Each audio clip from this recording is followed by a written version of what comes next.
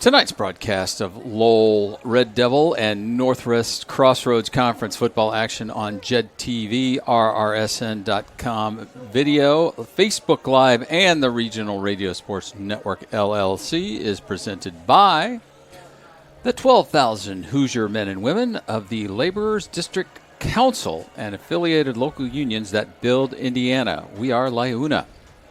State Farm Insurance with locations across Northwest Indiana. Like a good neighbor, State Farm is there. Ivy Tech Lake County with locations in Crown Point, East Chicago, and Gary, and online at ivytech.edu. Ivy Tech Community College, our communities, your college. U.S. Marines at 1-800-MARINES or on the web at marines.com. Engravables between Vale Park Road and Glendale on Calumet in Valparaiso. Horizon Bank with 8 branches in Porter and LaPorte counties. McCullough Implement Company, providing the very best in farm, construction, and lawn equipment, machinery, repair, and friendly service for over 80 years on West 181st Avenue in Lowell at mcagplus.com. State Farm Insurance Agent Aaron Shirkey, your one-stop shop for service and surprisingly great insurance rates with offices located in Cedar Lake and Lowell. Mi Ranchito Restaurant located on West Commercial Avenue in Lowell. Langen Realty for residential, commercial, farm investment, and building site realty services. George's, your pregame stop across from Lowell High School, open 7 days a week for breakfast, lunch, and dinner. Donald J. Smith, the sharpest pencil in town for the past 30 years on East Commercial Avenue in Lowell. Calbro Farms, a nursery and garden located on North Halleck Street in DeMott. Qubit Networks, your technology advocate for security, communications, enterprising networks, and computer support. Powers Health Community Hospital is now Powers Health. Visit them at powershealth.com. Premier Insurance Group, a Lowell company by Lowell people. The 2024 Indiana Football Digest, coverage of all high school and college football across the state. Pick up your copy today at indianafootballdigest.com. Property Management Incorporated, Northwest Indiana, the highest-rated property management company in Northwest Indiana at pminwi.com. And Mayor Pete Land and the Crown Point Parks, Athletics, Communication, and Entertainment Department and on the web at crownpoint.in.gov. Ladies and gentlemen, boys and girls, high school football at the New Inferno is on the air. Live from the brand spanking new, never used before field turf installed at the Inferno in Lowell, Indiana. JED TV and the Regional Radio Sports Network bring you the 4th week of the 2024 campaign. Finally, we get our first look at the newly renovated complex of sporting fields here for your Lowell Red Devils, and the crown jewel of them would be the, quote, marshmallow soft, end quote, pasture of the football stadium. After finishing the first third of the season 1-2 on the road, their last trip last week to the west side where they faced the Red Devils of West Lafayette, the Tippecanoe County Red Devils took care of the Lake County Red Devils 34-14, making that trip a long ride home. But tonight, no matter what happens, they get to christen the new field, opening up the Northwest Crossroads Conference action against the Hanover Central Wildcats.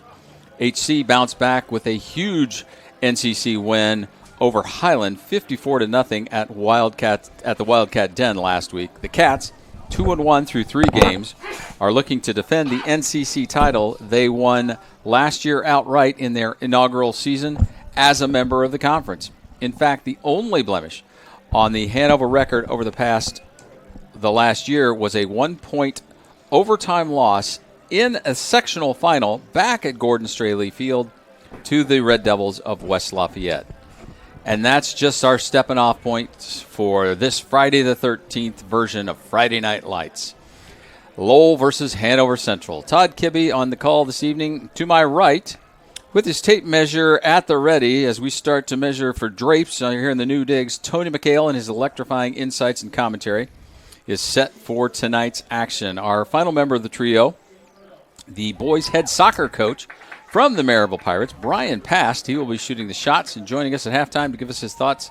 The T-Squad is on the call, and as we like to say, settle in, sit back, listen up, and let's see what happens. Tony, to get this broadcast started, we have to begin with our new dwellings. And, man, here in Southern Lake County, we have – this may be a soft opening per what Coach said, but, man, this place is unbelievable. All we're missing, Todd, is some catering. I'm going to put a call into concession, see if they can bring us up some hot dogs at halftime.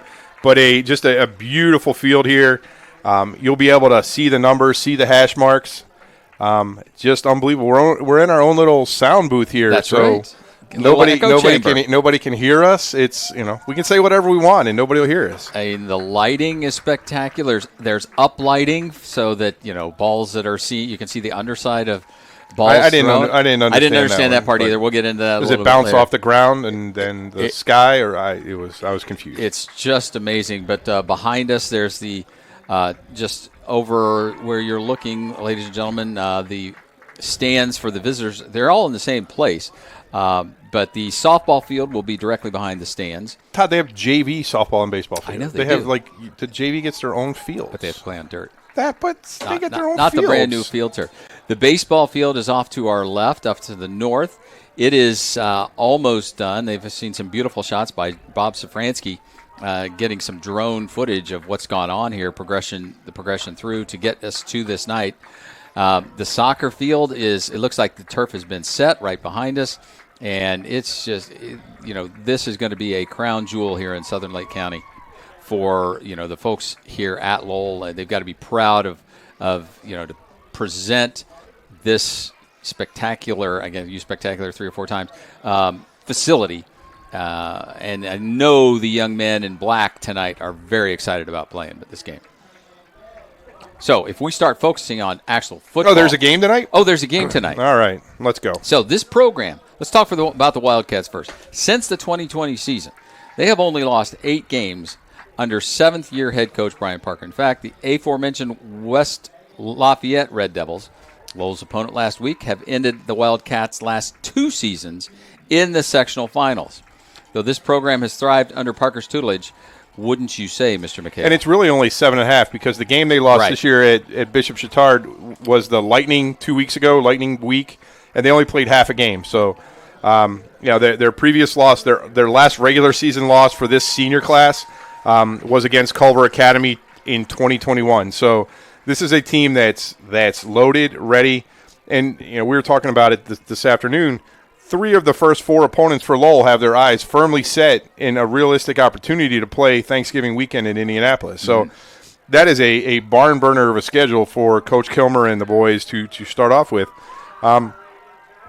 Everything is going to end and start and end, if you will, with Caden Verrett, the 6 foot, 210-pound senior who is the star running back and probably in northern Indiana, challenged only by Larry Ellison at Crown Point as the most talented running back at any school. So it'll be interesting to see what he does. Last year against Lowell, on only 16 carries, he gained 135 yards, 8.4 yards per carry. He gained 1,700 yards in all of last season. This year so far, I'm going to say only 250 yards, but that's averaging 100 yards a game. You take the half a game against Bishop Chatard, 2 other blowout games that he probably didn't play in at least the fourth quarter. So we're looking to see him have another great season, hopefully not a great game tonight.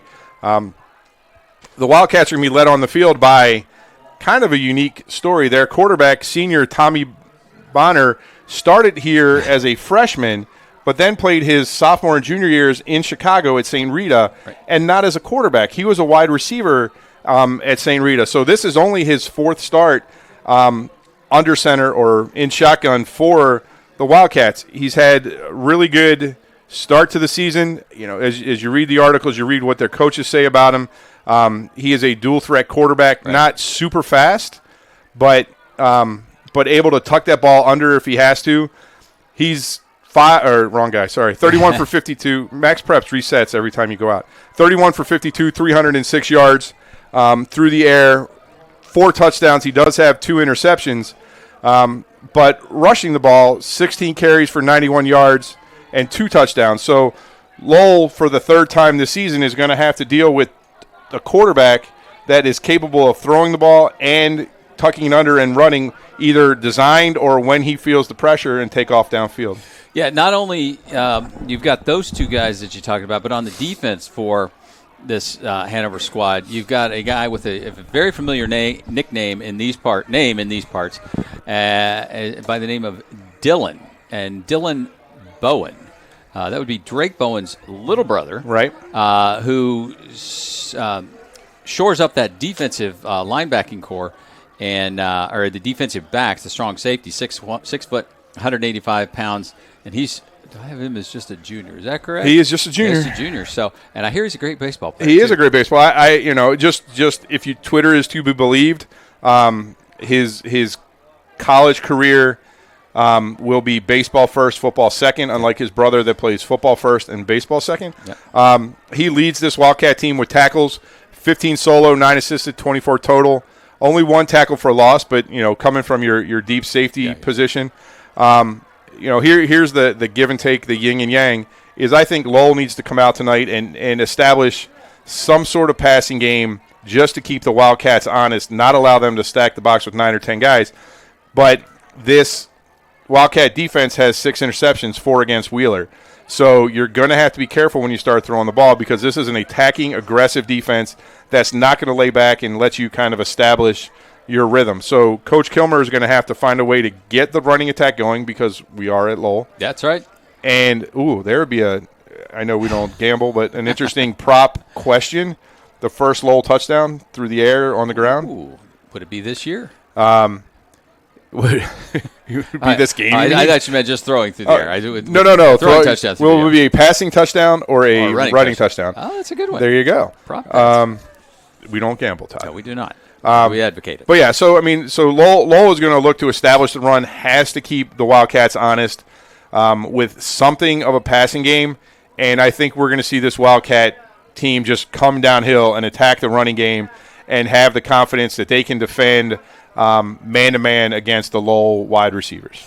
So as you can see from our camera shot right there at midfield, the Pop Warner folks are here, boys, girls, and they are lining up a tunnel for the players to run out. Patty McCormick's out there, the athletic director here. This is kind of going to be her, putting the stamp on her legacy here at Lowell, is getting this facility built and constructed. But great numbers of youngsters out there. These would be the kids that are going to be playing the next generation of football here. We saw one sitting not just to our right, a little guy named Spider. Alicia used to play was about that age, was running around. His dad, the PA announcer, still back.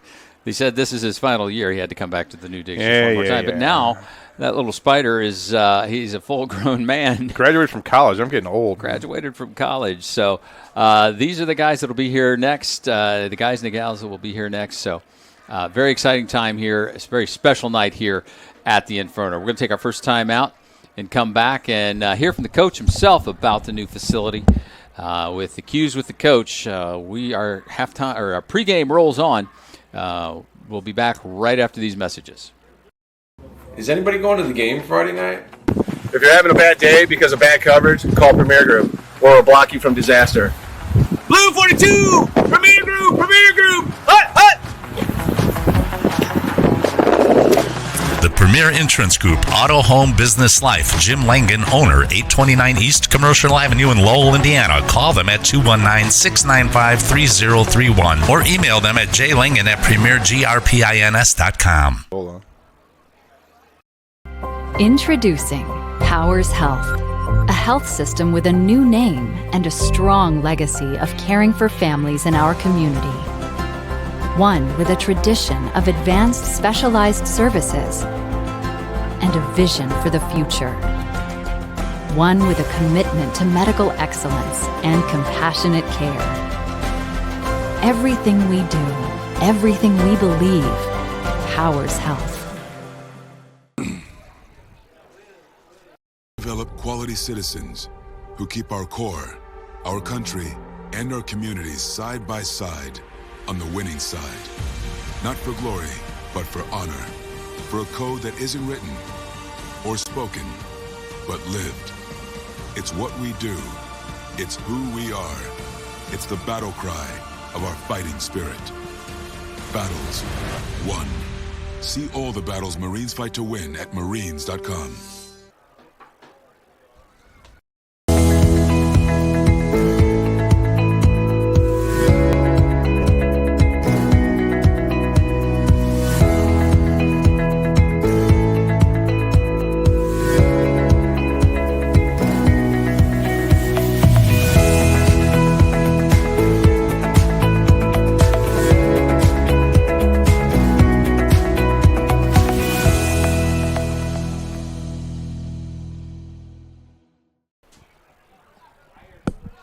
This is the end of a Horizon Bank commercial. Why show the end of our commercial at the beginning of our commercial? We think you'll find Horizon does a lot of things differently than other banks. Horizon Bank. Get a conversation started. Welcome to Cues with the Coach, where we get to question Red Devil head coach Keith Kilmer before each week's game of the 2024 season. And wow. Before we get to the X's and O's, Coach, we have to start with the calling the new Inferno. We're standing here. You've been watching this from the beginning. Started last November after the season ended. It's just up from the ashes, almost like the Phoenix. What a sight! This is a beautiful place. I know it's your soft opening, but you got a football game to play here tonight. Tell us your thoughts on your new environs that you got. I mean, it's gorgeous. I mean, a lot of hard work, a lot of dreams over the last, for me, the last 20 years, all to come together. It's not quite done, but you got to give Skillman and our construction manager and the guys that they've brought in to get us to the point that we can actually host a home game here. It's exciting. It's beautiful. We're going to enjoy it, but, you tell the kids, enjoy it until 7 o'clock because once you're inside the White Lines, it's the same football field wherever you go. So we're going to have to be prepared at 7. Yeah, new field, same traditions, 2024, here we go. So the Road Warriors that you guys have been the past 3 weeks, rough outing last week, stepping off the bus after a 2-hour trip. You had to rush through your pregame. Before you knew it, West Lafayette was, had that opening drive and put the ball in the end zone for the first score within the first minute. Give us your thoughts on the ball game last week, Coach. Well, we had to deal with some adversity with travel and start time and whatnot. And West Lafayette's pretty good, and they run that no huddle offense to perfection. Yeah. And like you said, before we know it, we were in a hole. But once our kids adjusted, we played a pretty good football team, pretty even. So there's some things we could build on. We just gotta play a full 48 minutes tonight if we're going to have any chance. And speaking of that, after last week's game, how do you get the fellas to refocus on the task at hand and not let the disasters like playing at home on a new field, infiltrate their psyches? Basically, how do you get them prepared for this conference opener here tonight against Hanover Central? Well, if I knew that answer, then I'd probably be coaching over in South Bend. Listen, they're kids, they're excited. There's a lot of pressure to win this big game. The first one at the Inferno, they got to just throw that out the window. Let's play football. We're playing a great opponent. If we can focus on the little things and we can play hard and we can move the chains, we got a pretty good chance. We got to get 15 and 16 and 17-year-old kids to understand that, and we'll find out here in about 40 minutes. So as we wrap up here tonight on a beautiful night here in Northwest Indiana, beautiful new facilities. Coach, how do we get this Lowell first win here tonight of the season of this turf tonight against Hanover Central? We got to get something going offensively. I mean, our defense, it looks like they're struggling, but they're not. Like, they're on the field. Yeah. I mean, West Lafayette ran 84 plays, and we ran 44, right? We had the same amount of time of possession, but we've got to control the clock. We've got to slow things down. We got to run the ball. And let our defense use that bend but don't break mentality. Verrett's pretty good from Hanover. I mean, he's going to get his yards. We're going to have to get ours and then hopefully win special teams. Well, Coach, good luck. Thanks for the beautiful accommodations that you've afforded to us here at Regional Radio Sports Network and Jet TV. I got a picture of Tony walking on the field on the marshmallows, as you called it. We're excited about tonight's game. Thanks so much. Well, I hope you guys enjoy your little digs up there. We had you guys in mind when we built it and we designed it, and you have your own little room, so I know you'll miss talking to J.A. up there, but now you can get focused and give my mother a great color commentary and play-by-play tonight. We're just wondering how JA is going to know who got the tackle is our question. Well, you'll have to yell through the wall. Thanks, Have Coach. fun up there. Take care. Good luck. Always good to talk to Coach. And, yeah, we are kind of isolated here, Tony. It's just you and I. No, This, right. I mean, you're our used to little having cubicle. another broadcast team at the other end, Right, and one to the right. and John, the and PA guy, in the middle, and so now here with just me and you, our own little. This is So, comfortable. Mrs. Kilmer, this one's for you.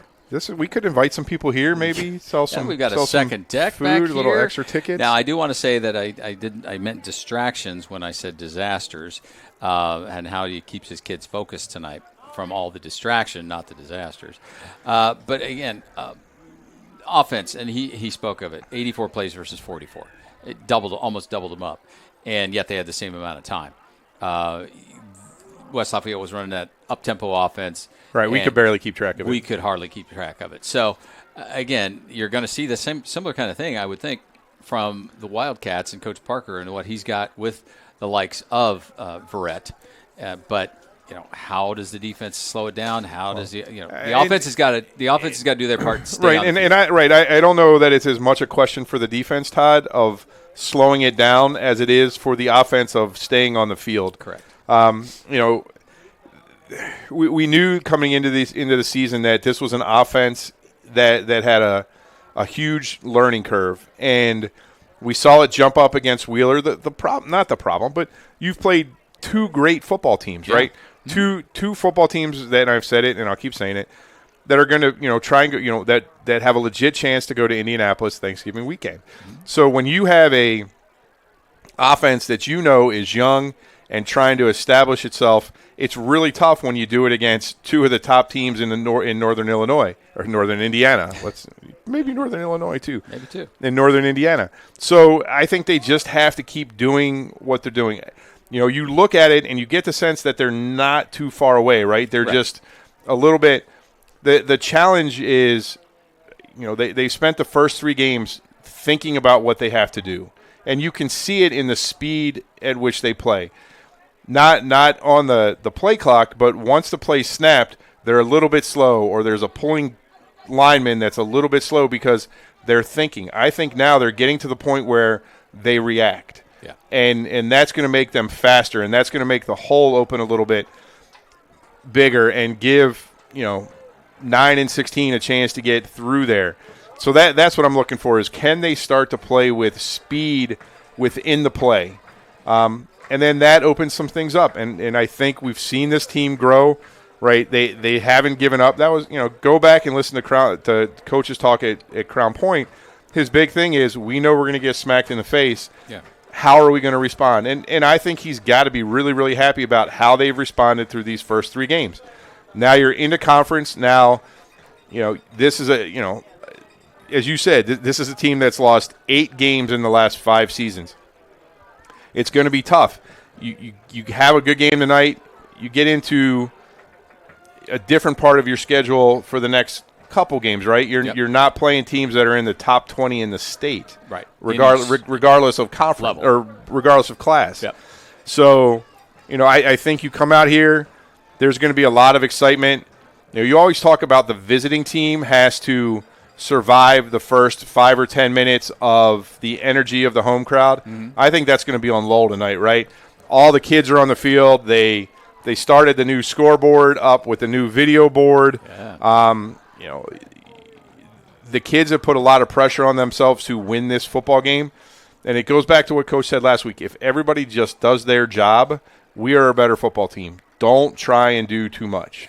Yeah, and the key word in all that you said was they need to play their game. Play as opposed to think. Because, again, that extra half step that you're thinking about what to do and just as opposed to be reacting to what's going on, that will produce more opportunities and give them, they pick the speed up and, hit a little harder and, know where to go on your blocking assignments. And again, it gets back to everybody has to do their job. And it's the synchronicity of things.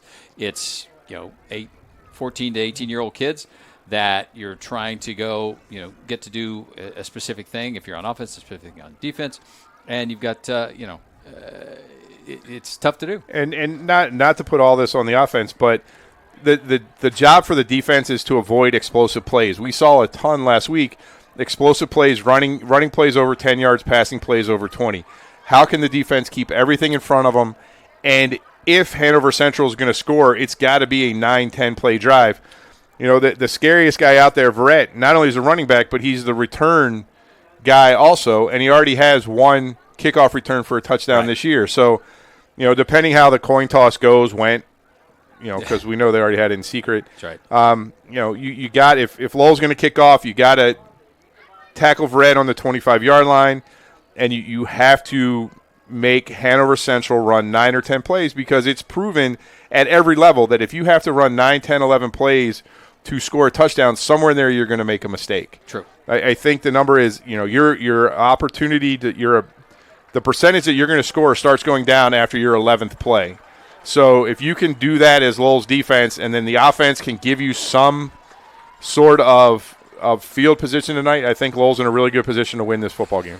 The Wildcats have made their way out onto the field. The Red Devils are in the northwest end zone as Coach Brian Past, our third member of the squad, getting a good look at the new facility to the north as well. The Taj Mahal, as Coach Kilmer calls it. I'm going to have my wedding there. Yeah, no kidding. So I believe this is where we will have our national anthem. Do we have we do have a flag, okay. We do have a flag. It is in the north end zone, kind of at about the same spot that it was before. The band is on the field as well.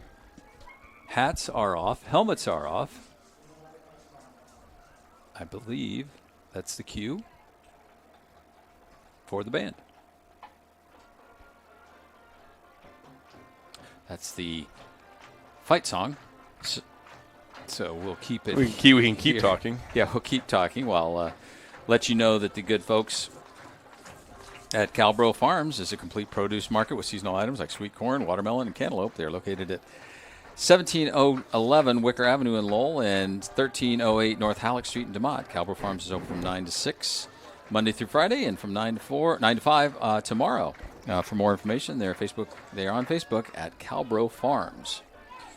Hey, Red Devil fans, the big game is tonight, but before you cheer on Lowell High, why not fuel up at George's? Just across the street from the school, George's is the perfect spot to grab a delicious family meal before heading to the stadium. Whether you're craving a juicy burger, fresh salads, or something sweet, George's has you covered. So come on over, bring your friends and family, and let's kick off game night with great food and even better company. Remember, supporting George's is supporting your local community. Todd, we will see you there. Get a great deal on making the most of every property with Kubota commercial landscape equipment. From mowers to track loaders to utility vehicles, it's a lineup built to uphold your reputation. Right now, bring home the Kubota Z700 mower for 0 down, 0% APR for up to 60 months. Now through September 30th. See us or go to KubotaUSA.com for more details.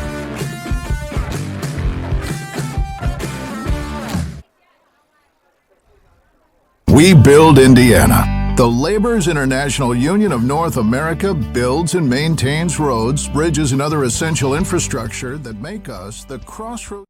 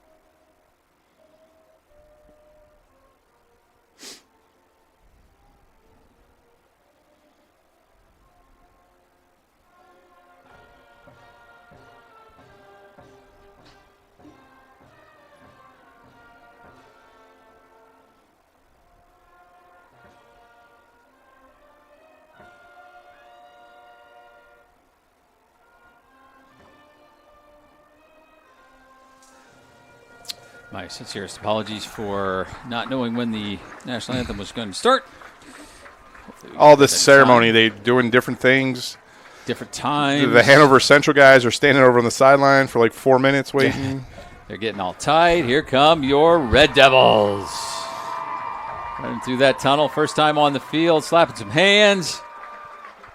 Through the band, through the flag group, through the cheerleaders. Nobody don't poke an eye out with that. Stop, Forrest, stop. Right through the end of the field. So there you go. So they're going to have to get everybody off the field. We'll take a quick timeout here, come back with some starting lineups right after these messages. Let's get back to the good folks at Lyuna. We build Indiana. The Laborers International Union of North America builds and maintains roads, bridges, and other essential infrastructure that make us the crossroads of America. So thanks to Lyuna members' work, Hoosiers have a better quality of life, like access to utilities, easier routes to jobs, schools, or medical care, and deliveries keep moving.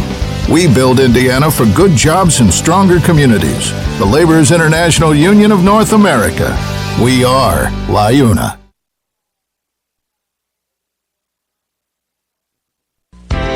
State Farm Insurance asks if you're feeling stuck in a state of compensation stagnation. You know, another year with no raise. Then let State Farm help you get to a better state with a discount double check that can stretch your hard-earned dollars a little farther. They'll go through your car insurance to make sure you're getting all the discounts you deserve. Discounts could add up to 40% and put a few hundred extra dollars in your pocket. Discounts may vary state to state. Danny DeTola, 2449 45th Street, Highland, 963-4444. Andrea Harbin, 6504 U.S. Highway 6 Portage, 762-5514. And Rob Rodakis, 835 Lincoln Way Avenue, Valparaiso, 476-7444. Like a good neighbor, State Farm is there. Welcome back, ladies and gentlemen. Todd Kibbe, Tony McHale on the Regional Radio Sports Network here at the Inferno. I think I know there's an extra R in what we're doing. Looking to lead with purpose? Rooted Influence by Ryan Lutz is the game changer you've been waiting for. Dive into the gripping story of a football coach determined to prove his doubters wrong and a former quarterback struggling to reclaim his life. Together they discover the true essence of leadership. Rooted Influence, a journey of resilience, redemption, and finding the root of lasting leadership. Whether you're on the field or off, this book will inspire you to lead with impact. Get your copy today, available on Amazon, or go to RyanSpencerLutz.com for more information. Captains are heading toward the middle of the field. Two for the Red Devils are in boots. That would be Cam Crago and Matt Kawana, along with Aiden Wogelmuth and Brody Kolwinski. So, yeah, tough. Both a tough loss, but Cam Crago contributes so much on offense and defense. You know, with Bonner looking to pass the ball, Crago not back there in the defensive backfield.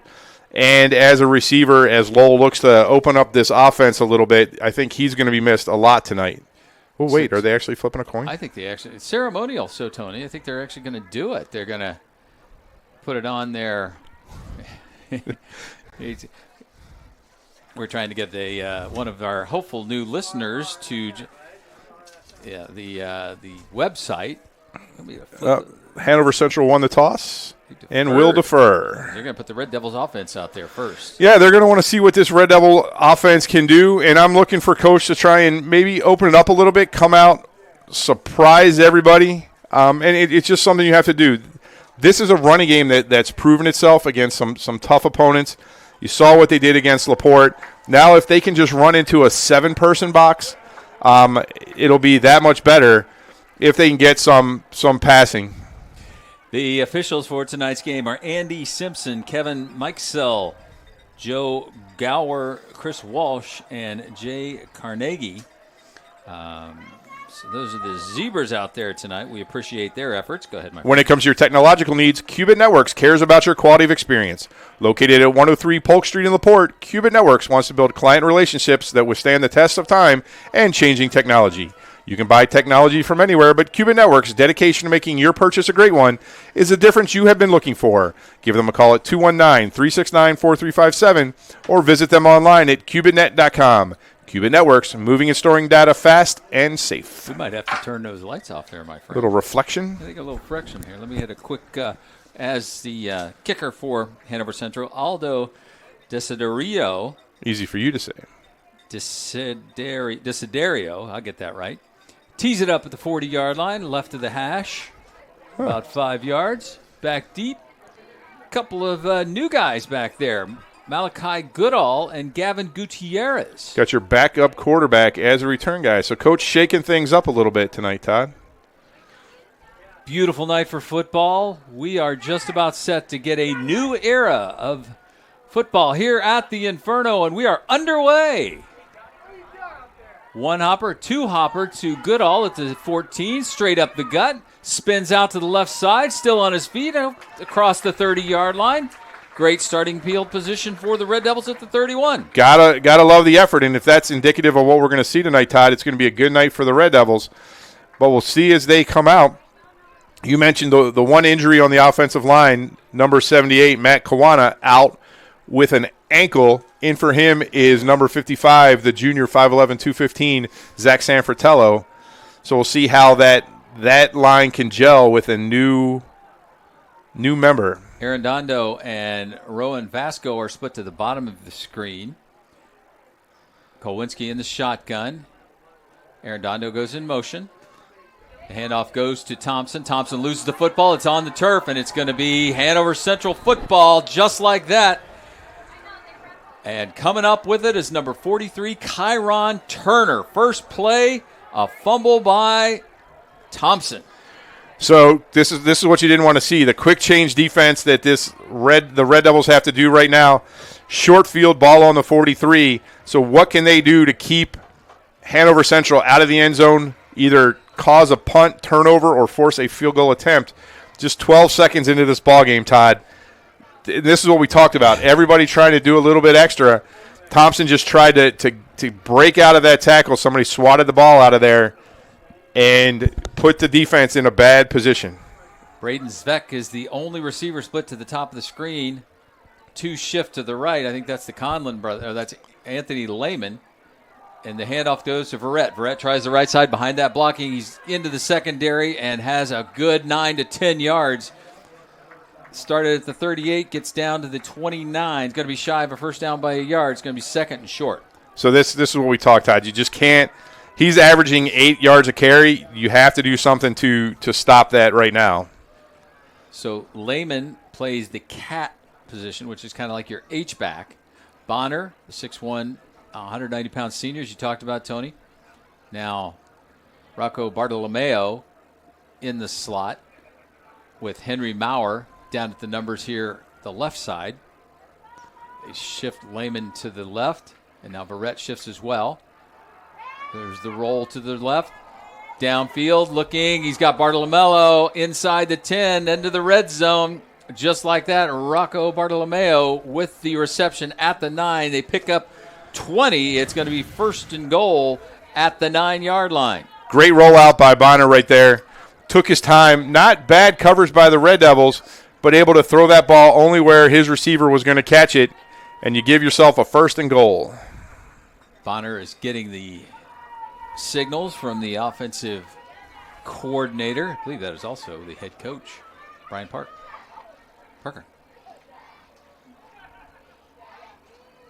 Ball's on the carpet. There's a flag. The center. Can it be a penalty if the center snaps it? Yeah, that should be a live ball, shouldn't it? That would be my guess. I mean, the only person that moved was the center. Center Jack O'Connell. O'Connell, a 5'10", 270-pound sophomore. So maybe he's got the little nerves too. Yeah, maybe the mistake you need right there, Todd.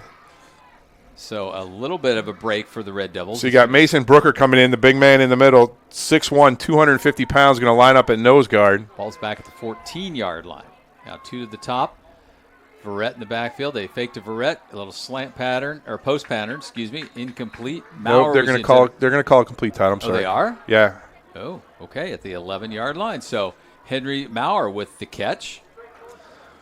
But it was low. I mean, I was waiting for the side judge over there to say incomplete, but I thought it had a little skip to it. I think if you went to the review, it wasn't going to stay. Oh, they got the electronic yard now everybody's down marker. Top, but it's third down, is it not? Oh, no, it's second down. There goes Verrett to the left side. He's powers across down to about the 6. Great tackle that time by Arredondo. Great run by Verrett, though. He was able to stretch out. He had initial contact in the backfield. just kept stretching it out toward the Lowell sideline. Finally, 8 found a hole to cut it up, turned nothing into 5 yards, and brings up 3rd and goal from the 6. 3rd and goal from the 6, and that was a run off the left side, so the ball's on the left hash now. Maurer, the only receiver, split to the far right side. Brett steps to the right side of Bonner. Looking, a little jump pass to Verrett. Verrett into the end zone, touchdown, Wildcats. Not exactly a wheel route, Todd, but Verrett stayed in the backfield to block for a second. Great coverage by the Red Devils on the 4 wide receivers that were in the pattern. Nobody picked Verrett up when he snuck out of the backfield. No pressure on Bonner at all. And a nice little jump ball. Verrett just took 1 step into the end zone, talked a little. I don't think he was saying this is a nice field. No. And so I got the first one. So Aldo DeSiderio comes in to attempt the extra point. No, that is not DeSiderio. That's the guy with the number 6. That's Logan Zitz. 26. Up, and Zills with the kick. So that's going to be the first 7 points of the game go to Hanover Central. Go ahead, Mike. At Langen Realty, we believe that everyone is family. From our dedicated team to our valued clients, you're always at home with us. As proud Red Devil alumni and former athletes, we're not just part of the community, we're rooted in it. We're committed to guiding our neighbors through every real estate transaction with the ease and care that only family can provide. Langen Realty, where your journey becomes our journey, and together we find your perfect place to call home. In the market to buy or sell a home in Northwest Indiana, look no further than Scott Miller Realtor. Scott Miller is a 5-star rated broker with numerous awards and accolades, such as a top 1% of all teams within Berkshire Hathaway nationally and the Pursue Realty Group's top producing agent. Scott Miller, who was born and raised in Northwest Indiana, is a family man and philanthropist. If you want results, call Scott Miller at 219-263-3039 or visit his website at listandbuywithscottmiller.com. You know what time it is. Todd, it's Scott Miller time. Scott Miller time. So kicking it off will be Logan Zills. He's a 5'11", 165-pound junior. So I apologize to the Zills family. 6 plays, 38 yards, 2 minutes and 15 seconds off the clock, 6-yard touchdown pass from Tommy Bonner to Caden Verrett. Zills added the extra point, 7-0, with 9:33 remaining here in the first. So, again, not the start that anybody here wanted, but you have to reset. Little low kick. Going to go to Goodall again at the 20. Puts the foot in the ground, cuts back to the left, and gets across the 25 to the 26 or 27-yard line where the Red Devils will get their second offensive possession. Kind of 9.5 to go. Deja vu all over again, Todd, right where we were the last time. Pretty much. Now, the Red Devils they have to get a drive. They have to get this ball across midfield. They have to burn 4 minutes off of this clock right now. Give their defense a breather. Reset the game. Let everybody take a deep breath. Not let Hanover Central get any more momentum than they already have. Ball's on the right hash. Arredondo to the bottom of the screen. Vasco to the top. There's the handoff. The fake handoff. There's Kolwinski. Nice run of about 6 yards. Dylan Bowen with the tackle. Going to screw that up a night. Todd, right there. The benefit of running into a 7-man box. You fake the handoff going left to Thompson. You get the linebackers flowing that way. Then you force the strong safety to come up and make that tackle. That's what Coach Kilmer wants to see all night long. A 6-yard pickup. He'll take that all, as you said, all evening. But you can't use your quarterback that way all night. Wogelmuth now goes in motion. Flags fly prior to the snap. Unless you play for the Ravens. Unless you play for the Ravens. That's true. And this is what you can't do. You can't. False start. So 3 plays, Todd, 3 hopeful plays, and all of a sudden you have a fumble, and now after a nice 6-yard gain, puts you in positive ahead of the chains territory. Now you back up and you got 2nd and 9 all over again. 2nd and 9 at the 28. 8:45 remaining here in the first. Down 7. As you said, Tony, this is a critical drive to at least get a first down or 2. Here comes Kolwinski again. He gets back to the 32, and again, Bowen with the hammer at about the 30. Let's see where they spot it. Maybe back to the 33, so he got the 5 back. So but now it's third down. So I like what I'm seeing, Todd, right now. When you force Bowen to make these tackles, that's what you want. You want to get to the second level. Right now, do with their little fake handoff play action, if you will. forcing the linebackers to move to the right. Kowinski in the shotgun. Calls his own number. He's got a first down and gets hammered. They're going to call helmet to helmet, I think, right there. By, or unless they call it. I mean, he got waylaid. That was Sean Conlon. And Bowen there as well. So it's enough for a first down and 15. They're going to call helmet to helmet. Personal foul. Yeah. Helmet to helmet. So that will be an automatic first down and a walk-off of 15 yards. Take it into, here's the first down, Red Devils. John Alicia, nice job. Into Hanover Central territory at the 47-yard line. So a bit of a break there. They'll take it. Need it. Kowinski. Snap, this time hands off to Caden Thompson. Thompson gets a good push off the right side, off the A-gap. In on that tackle was Lincoln Zerby at the 44-yard line, so a pickup of 3, 2nd down and 7. And so far, Hanover Central keeping it honest. They have their 2 deep safeties back middle of the field, playing man-to-man on the 2 receivers for Lowell. But Bowen has made 2 of those early tackles on Kowinski. And I think that's the way they want to flow everything to him. You look at his team-leading tackles. But you don't have everybody in the box. Aaron Dondo goes in motion. There's the jet sweep going behind Thompson, and that just got blown up. Too long to develop that time. In on that tackle was Luke Kopech. Yeah, Kopech did a great job stretching that play out all the way to the Lowell sideline. Beat his block. He'll get half a tackle, and the rest of the Wildcats came up to finish that. No gain on the play, so it's going to be a 3rd down and 7 at the 44-yard line. Ball on the near hash. Aaron Dondo and Sharnke at the top of the screen. Basco at the bottom. Wogelmuth, the tight end, or H-back to the left side. Oh, nice little wide open shot on the run. Sharnke at the 20, the 10, touchdown. There's your answer, Mr. McHale. A passing touchdown from Brody Kowinski to Zach Sharnke. Unanswered. Touchdown, Red Devils. Great play, great concept. Same rollout action they've been using for the first couple plays of this drive. Got the linebackers to come up. Ran almost the H-back into a wheel route on the sideline, which Todd always works. And a beautiful ball by Kowinski and a great answer for this Red Devil offense to that early turnover. So in to attempt the extra point will be Dylan Basacci. Snap is back, the hold is down, the kick is up, end over end. We got ourselves a football game, ladies and gentlemen. We'll take a quick timeout and be back right after these messages. 7-7 here at the New Inferno. The Red Devils and the Wildcats. Engravables, located at 2005 Calumet Avenue in Valparaiso, between Vale Park Road and Glendale, across from McDonald's, is your headquarters for awards, trophies, plaques, name badges, and rubber stamps. For more information, stop in or give them a call at 219-477-5656. Their web address is www.engravables.net. That's Engravables, 2005 Calumet Avenue in Valparaiso.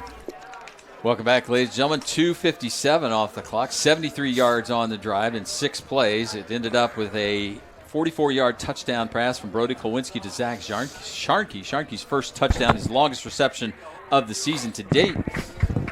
Dylan Basacci came in, added the extra point. We got ourselves a 7-7 tie here, and we're not even halfway through the first quarter. Offense, Todd. Offense. Love offense. Love it. 6:31 on the clock. Remember, that was so the Wildcats benefited from Caden Thompson's fumble. The Red Devils benefited from the 15 yards that they got on the helmet-to-helmet hit, personal foul. So clean up the game a little bit, and but right back in this. Basacci puts the leg into it. Going to roll out of bounds. I'm not sure they'll be disappointed with that, Todd. They kicked away from Verrett. Verrett was on the Lowell sideline. Kicked the ball, went out about the 7, so it'll come out to the 35. But I think the Red Devils might be satisfied with that one. So that was, again, 6 plays, 73 yards, 2 minutes and 57 seconds off the clock. Now, with a 65 yards to the end zone. We'll see how Lowell defends this and what the Wildcats want to do when they come out, where they don't have a short field, where they don't have that sudden change defense they're going up against. So how will they come out? Will they use 7 a little bit more? Will they open up the game a little bit, try and pass against this Red Devil secondary? They're on the far sideline. Fullback. I'll let you explain to the folks at home what that is. Field. The H-back, the Cat, just moved to the right side. There goes the handoff to Verrett. He goes to that right side, dances through, gets touched in the second level, and gets across the 40-yard line. Yeah, that's an adjustment that Lowell's going to have to make with that extra blocker, with the Cat going over there. They're just overloading whichever side that is, and Verrett is just taking advantage of that with the 6-yard pickup there. To the 41-yard line, 6:06 remaining here in the first. 7-7 is the score. They short huddle, Todd. They're only 2 yards off the ball. I was always 10 yards off the ball. But he's a sophomore. He needs to learn these things. So now 2 receivers to the bottom of the screen, Bartolomeo and Maurer. Little pump fake to Bartolomeo. And there's the freshman. Gets beat, and Bartolomeo catches and runs into the end zone 20 yards after the catch for the score. Getting turned around that time was Timothy James. So just like that, a one-play hit, and the Wildcats are back on top. Yeah, James was in great position. Thought he had the interception, stopped running. If he had run a step and a half more, he would have had the interception, or at a minimum been able to knock it away. But he stopped. Ball just went over his fingertips. Zills in to attempt the extra point. Snap is back. The hold is down. Kick up and good. But just like that, 14-7, the Wildcats. The 2024 Indiana Football Digest contains stories and pictures on over 320 high school teams and more than 20 college programs in the state. The 400-page publication breaks down the top players and teams to watch this fall, along with special features and human interest stories. The IFD is available online at www.indianafootballdigest.com. 2 plays, 65 yards, a 59-yard touchdown pass from Bonner, his second of the night. This one to Bartolomeo for the 59. Sills adds the extra point. It's 14-7, Hanover Central. Take a time out real quick and be back right after these messages. Mi Ranchito, located at 149 West Commercial in Lowell, is open every day from 11 to 10 for lunch and dinner. They offer their customers a complete menu featuring seafood chimichanga, steak fajitas, tacos, and burritos. Their phone number is 219-696-2270. Regional Radio Sports thanks Mi Ranchito Restaurant in Lowell, a proud supporter of Lowell Athletics, for help making the broadcast of this game possible. So Zills is back in, teed up the ball. Back deep again. See if Mr. Goodall gets another shot at this. Goodall and Gutierrez, the G squad. Trying to keep it away from him. Sharkey, who got the touchdown at the 30, gets to the 42-yard line. Great field position for the Red Devils. Interesting that Hanover Central's strategy has been to squib the ball on all 3 kicks. I know. Not confident that they can get it deep and or not confident that they can cover. I didn't see where they'd given up a kick return for a touchdown. Now, I had a different kicker on the 2 deep, but you know how coaches are, Tony. Coach, they tell you what they want you to hear. That's right, just like your kids. 1st and 10 at the 41-yard line of Lowell. 2 receivers deployed. Kowinski pulls it down. Uses the block of Cindy, and there's a shoulder from Bowen. Bowen brings the heat, man. He is hitting hard. Think about it. He's got to go up against his brother. And the All-State, was he Mr. Indiana for Indiana a few years ago? I think he was. 4 yards on the pickup, but Kowinski's not backing down, that's for sure. So Lowell went with 2 H-backs, Todd, one on either side that time. So see if Coach is going to try and grind it out a little bit this time. They got their 5 linemen and the 2 H-backs. So they need that extra blocking. You're going to try it again with Kowinski. Dances right to the Ian Red Devil. Get to the 48-yard line specifically. So it'll bring up a 3rd down and short. 3rd and 3. So opens up the playbook a little bit here for you. with two H-backs, you can wheel one out. It's tough for, especially with two linebackers. Hanover Central is playing with 5 down linemen, so a linebacker is going to have to make a choice. If you run this kind of speed option that Kowinski likes to do, have him come out towards coach. Linebacker's going to have to come and make a decision, H-back or quarterback. Sharnke, blitz. who caught the pass, and comes in motion from left to right. They give it to Thompson, and he gets to the second level and has first down territory into Hanover Central turf at the 44-yard line. Todd, great job right there by the Lowell offensive line.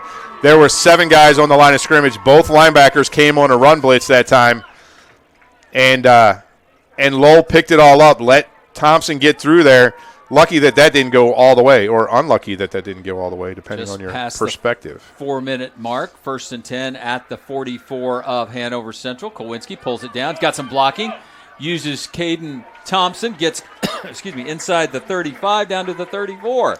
That's gain of 10. Just great job right now by the Lowell offensive line, keeping that front 7 inside. You get Kowinski on the outside. He's 1-on-1 with a cornerback and some inside help from just one of their 2 inside linebackers.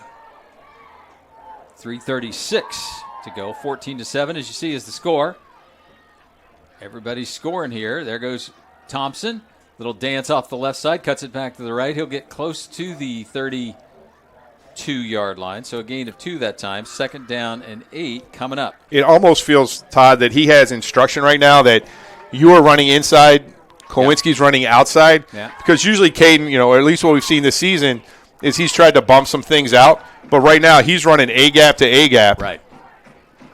So Aaron Dondo, now Sharnke and the 2 H-backs, Sharnke and Wogelmuth to the left side. Vasco at the bottom to the right.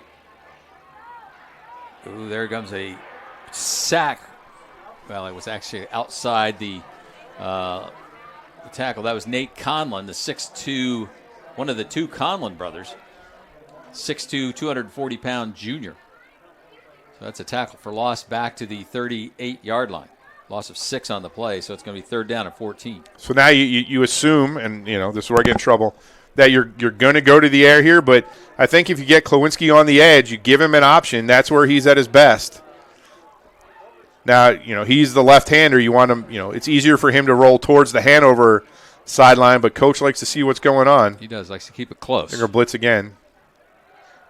There's the left-hander, little push pass, incomplete. That was a little Levacy.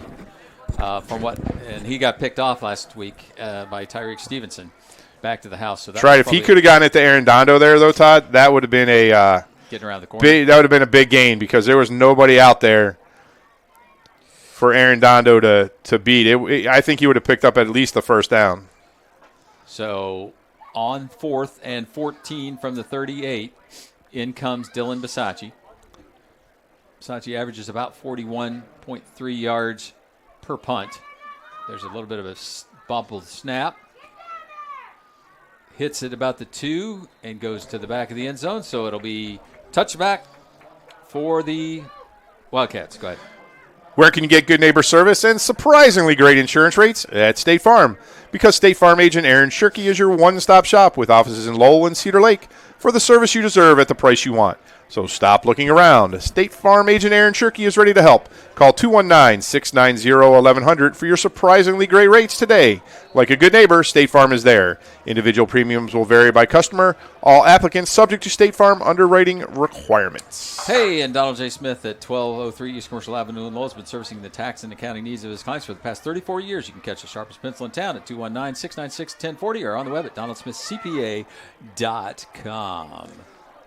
So 1st and 10, Verrett gets the handoff. Has to turn it back inside, gets a couple of positive yards. Going to bring up a 2nd down and long. Kept his feet moving, though, Todd. What looked like he was going to be stopped right at the line of scrimmage turned into a 3-yard gain. So 2nd down and 7 at the 23. Quick huddle, short huddle, as you call it, Tony. Dude, you got to like the lights, man. You can see everything.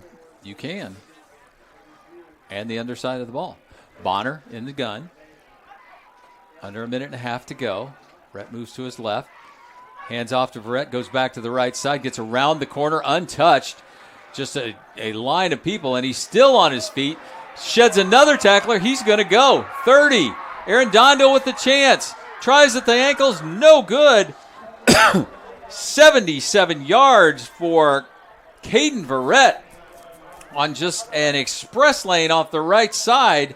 Cuts it back at about the 40-yard line and just outran the entire Red Devil defense. So, Todd, 2 plays on the last touchdown, 2 plays on this touchdown. Not what you were hoping to see if you were the Red Devil coaching staff. And that was really felt like more bad tackling than anything. Yeah. He ran to the short side of the field, just couldn't get him down, and then he got into the secondary. There was a good job by the holder, who is Luke Kopech, to get that ball down for Zills, and it's up and good. So just like that, a 2-touchdown lead for the Wildcats. Did you miss the start of fall semester at Ivy Tech Community College Lake County? You can still enroll in classes that begin in October. Our next set of 8-week classes start October 21st. This means you have time this year to earn credits towards your degree or certificate, whether you're fresh out of high school or a working adult. Ivy Tech has flexible programs that fit your schedule and budget. Visit ivytech.edu to enroll or apply. Call 219-392-3600 or visit any of our locations in Crown Point, East Chicago, or Gary. Let Ivy Tech be your first step to success. Wow, 4 scores in the first offense. I mean, not for the good side, but offense. And hi there. Did you know that PMI NWI is the highest rated property management company in Northwest Indiana? Whether you own one property or multiple, we're here to help make your life easier. No contracts are required. Let PMI Incorporated handle the headaches while you enjoy your investment. Visit us at PMINWI.com or call 219-318-1244, and let's see how we can help you get the most out of your properties. Oh, and don't forget to check out our Google reviews. Yeah, Todd, so 51 seconds on the second touchdown, 56 seconds on the third touchdown, keeping your defense off the field, but that's not what Coach Kilmer meant. So Lowell will get it back with 66 ticks to go. Zills puts a foot into it. Goodall at the 15. 25. Football's out again, and it looks like Hanover Central in white has come up with it. Goodall's they hurt. have. And that's Corey Hazley with the recovery. We'll have to watch. Goodall got hit really hard, came up slowly, Todd, holding his right hand, right arm. Wow. So 2 fumbles for this Red Devil football team. This time Hanover Central has the ball on the 31. So 1st and 10, great field position for the Cats. Coach Kilmer took a timeout, Todd. Timeout, we'll go ahead, my friend. Hey, Red Devil fans, the big game is tonight, but before you cheer on Lowell High, why not fuel up at George's? Just across the street from the school, George's is the perfect spot to grab a delicious family meal before heading to the stadium. Whether you're craving a juicy burger, fresh salads, or something sweet, George's has you covered. So come on over, bring your friends and family, and let's kick off game night with great food and even better company. Remember, supporting George's is supporting your local community. We will see you there. Hey, Mayor Pete Land and the Crown Point Police Department are proud to support Crown Point Athletics and say, go Bulldogs. Crown Point remains dedicated to preserving history, celebrating everyday life, providing the best in city services, and encouraging smart growth. And everyone's invited to explore the vehicles that keep the city moving during Touch a Truck on the afternoon from noon to 3, September 15th at the Crown Point Sportsplex at 1313 East North Street. So get out there and touch a truck. Give it a shot. If you drive, I'm there. All right. I'm not driving. I'm driving back. So 1st and 10 for the Wildcats. Already up 21-7 on 2 drives that were 2 plays. Just one under a minute, one over a minute. And the third one that started on the 38-yard line of Lowell. Every time they touch the ball, they've found the end zone in the north end. Bonner moves Verrett to the left side. Bunch to the left. Bonner sets up, looking left. Go into the end zone, looking for Verrett again. He's in the end zone. Is it good? Touchdown, Caden Verrett, his second TD catch of the night. Wow, and that was a great ball. I'll tell you, Todd, when they go back and look at that film, Bonner made a mistake because he had number 2, Zvek, wide open in the middle of the field. Also for a touchdown, he went to Verrett, who had 3 Red Devils around him, and Verrett was still able to come down with the ball and get his foot in bounds it was a beautiful pass and catch. Wow. Just like that. A 20-point lead with a chance to be 21. The snap is back. The kick is down by Zills. It's good. Wow. So 2 touchdown catches by Verrett, 1 rushing for 77 yards. Zills is perfect. He is 4 for 4, 28-7, Hanover Central, and we still have almost a minute to go here in the first quarter. Yeah, 8 seconds on that drive there, Todd. Yeah, 8 seconds, 1 play, 31 yards. So even more than the Crown Point game, Todd, this is going to be a test of this Lowell Red Devil coaching staff to keep these guys in this football game. They had big expectations, high hopes, a team that, Coach said it, that they thought that they matched up pretty well. He was really happy with where his defense was. And this is, the defense, 2 short fields, but how you keep your kids in this football game at 28-7 with 51 seconds left in the first quarter is going to be a challenge. And, if the kids can stay in this game, it's a learning experience, right? Exactly. It's going to make you stronger for the last 5 games of the year. So you just hope that you get back on the offensive side, you get another 4 or 5 minute drive, and you see what happens from there. So in the past under 2 minutes, Caden Verrett has scored 2 touchdowns, a 77-yard touchdown pass and a 31-yard reception. This time, Gutierrez is going to take it on the fly at the 22. He switched with Goodall. He'll get to the 35, just across the 35, and he gets hammered down there by Layden Caduti. So here come the Red Devils. Let's see what Coach draws up. See if if you go back to fundamentals and see if you're just going to establish the run because that's what you're going to do the rest of the season, or you say, hey, you know what, let's open it up a little bit and see what we can do as an offense and go out and have some fun. So Brody Kowinski, the 6'1", 179-pound junior lefty, he'll go right up the gut.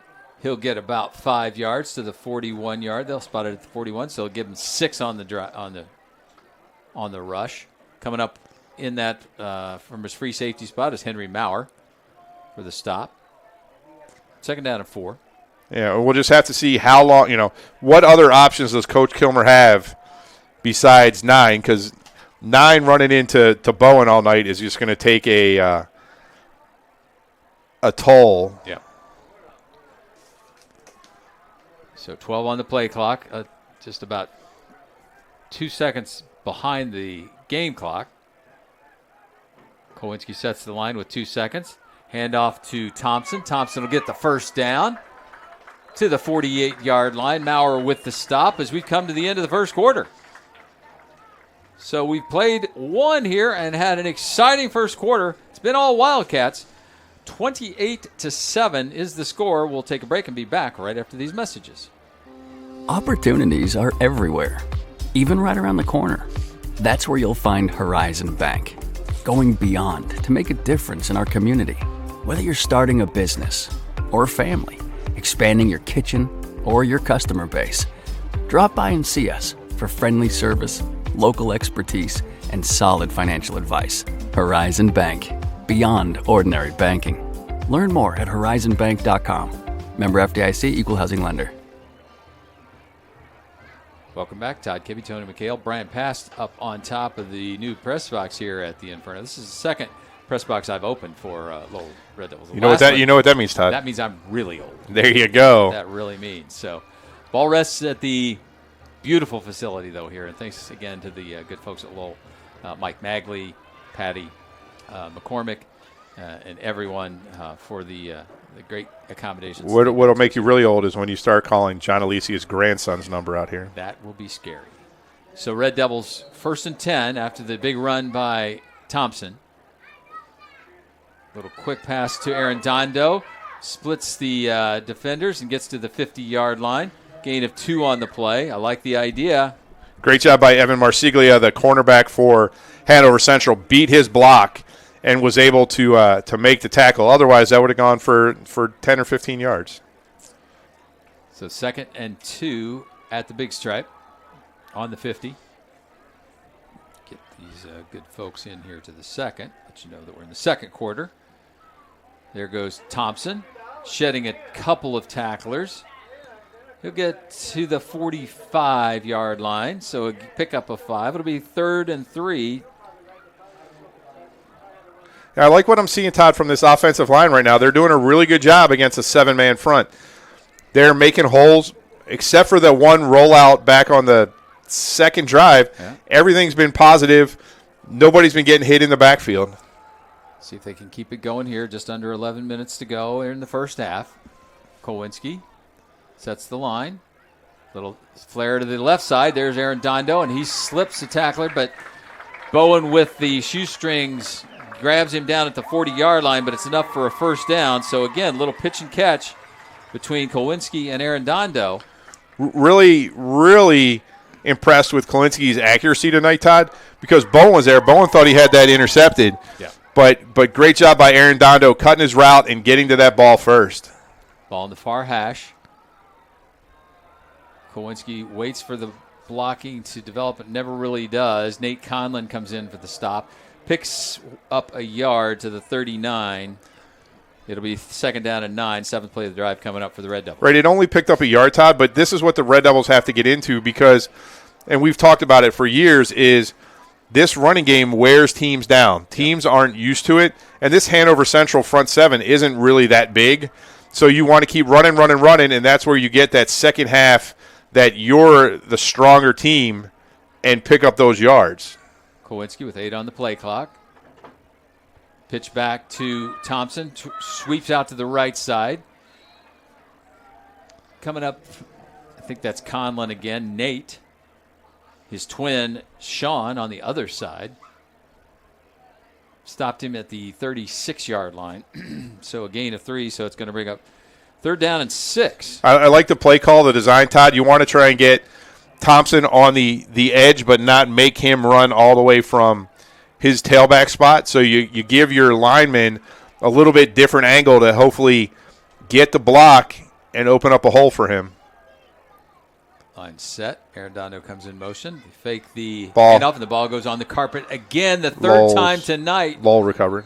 Referee was quick with the call. Yeah, he was. So I'm not sure. I think Aaron Dondo might have bumped the ball as he went by, and as Kowinski turned around, just didn't have a handle on it to give it to Thompson. But brings up a 4th down, and just too many mistakes this far into the season. Yeah, loss of 2, so it's going to be 4th and 8. Looks like Red Devils are in that zone where they're just going to go for it. Oh, yeah, you're down 3 score. You have nothing to lose at this point. Right. And, we saw what happened last time when they punted. They punted from this exact spot, Todd. They punted from the 38. So, and that ball went into the end zone. Aaron Dondo in the slot. He's Blitz. The one to watch. Blitz. Good pickup. Nice underneath pass. Sharkey at the 27. He could go for his 2nd score of the night. Zach Sharkey into the end zone. Touchdown, Red Devils. 2nd time tonight. The hookup between Brody Kowinski and Zach Sharkey on 4th and 8. The Red Devils convert. And wide open. Everybody was looking to the sideline as Kowinski rolled out to his left. The entire Hanover Central defense rolled to the Lowell sideline, and Sharkey was just standing there all by himself. His biggest fear was not dropping the football. And I might have to change my mind about Dylan Bowen being a baseball player before a football player. He just brings the lumber, man. He hits hard. He does. Bisaccia in to attempt the extra point. Snap back, hold down, kick up, end over end, and the nods are down there, so it's good. Don't count them out yet, ladies and gentlemen. The Red Devils cut the lead in half, 28-14. Back right after these messages. State Farm Insurance asks, what if you're walking out to your car and it's been mashed by a runaway garbage truck? Having a State Farm agent means having a real person to help you when things go wrong. So when accidents happen, you've got someone you know who will be there when you need them. State Farm agent Greg Taylor is at 794 McCool Road in Valparaiso. Call Greg at 219-762-4911. Connie Bernardi, 1072 Joliet Street, U.S. Highway 30 in Dyer, 322-9959. Like a good neighbor, State Farm is there.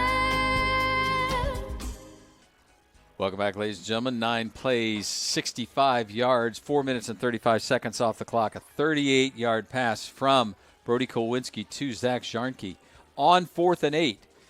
The extra point ended up as a touchdown. The extra point was good by Dylan Bisacci. It's 28-14. So Todd, now this defense has to figure out a way to stop this Wildcat offense. It's early to talk about the second half, but the Wildcats get the ball, the kickoff to start the second half. If you don't get a stop here, it's just going to be impossible for you to score enough if you can't stop them. See, that's genius logic. That's phenomenal logic. Bisacci puts a foot into it, sends the return man Penwit back. Penwit on the left side. He's got a bit of a seam. There's McNorton. Luckily, Thomas McNorton was there at about the 25-yard line to make sure he was not going to go any further. So now the danger is right now as a defense, you want to start keying on number 7, Caden Verrett. But how does that open up the rest of the Wildcat offense? What we haven't seen is the sophomore Anthony Lehman, number 8, is the leading receiver on this team. Yeah. He's coming out far to the Lowell sideline this time, but I'd look for him right now if you're the Wildcats. He's one-on-one with Aaron Dondo with no safety help.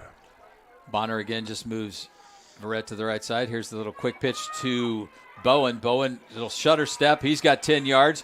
Gets a first down. Coming up from his free safety spot was Tim James. First of many times, Todd, you're going to call his name. Well, that's the long lineage of the Ike James, Malachi James. Now we're at Timothy James. 39, spotted 39, 14-yard pickup, 1st and 10 for Hanover Central. Now the pitch to Verrett to the left side. He's got some wide open spaces over there. Does a little step move and moves it out further. Gets into Red Devil territory at the 45. Just like that, 2 big plays and 2 first downs. I know everybody likes to throw the ball, Todd, but why did we ever let the option go out of at least college football? That seems like somebody else has control. They're going to call a timeout. Are the Red Devils. By the Red Devils. Looking to lead with purpose, Rooted Influence by Ryan Lutz is the game changer you've been waiting for. Dive into the gripping story of a football coach determined to prove his doubters wrong and a former quarterback struggling to reclaim his life. Together they discover the true essence of leadership. Rooted Influence, a journey of resilience, redemption, and finding the root of lasting leadership. Whether you're on the field or off, this book will inspire you to lead with impact. Get your copy today. Available on Amazon or go to RyanSpencerLutz.com for more information. Get a great deal on making the most of every property with Kubota commercial landscape equipment. From mowers to track loaders to utility vehicles, it's a lineup built to uphold your reputation. Right now, bring home the Kubota Z700 mower for 0 down, 0% APR for up to 60 months. Now through September 30th. See us or go to KubotaUSA.com for more details.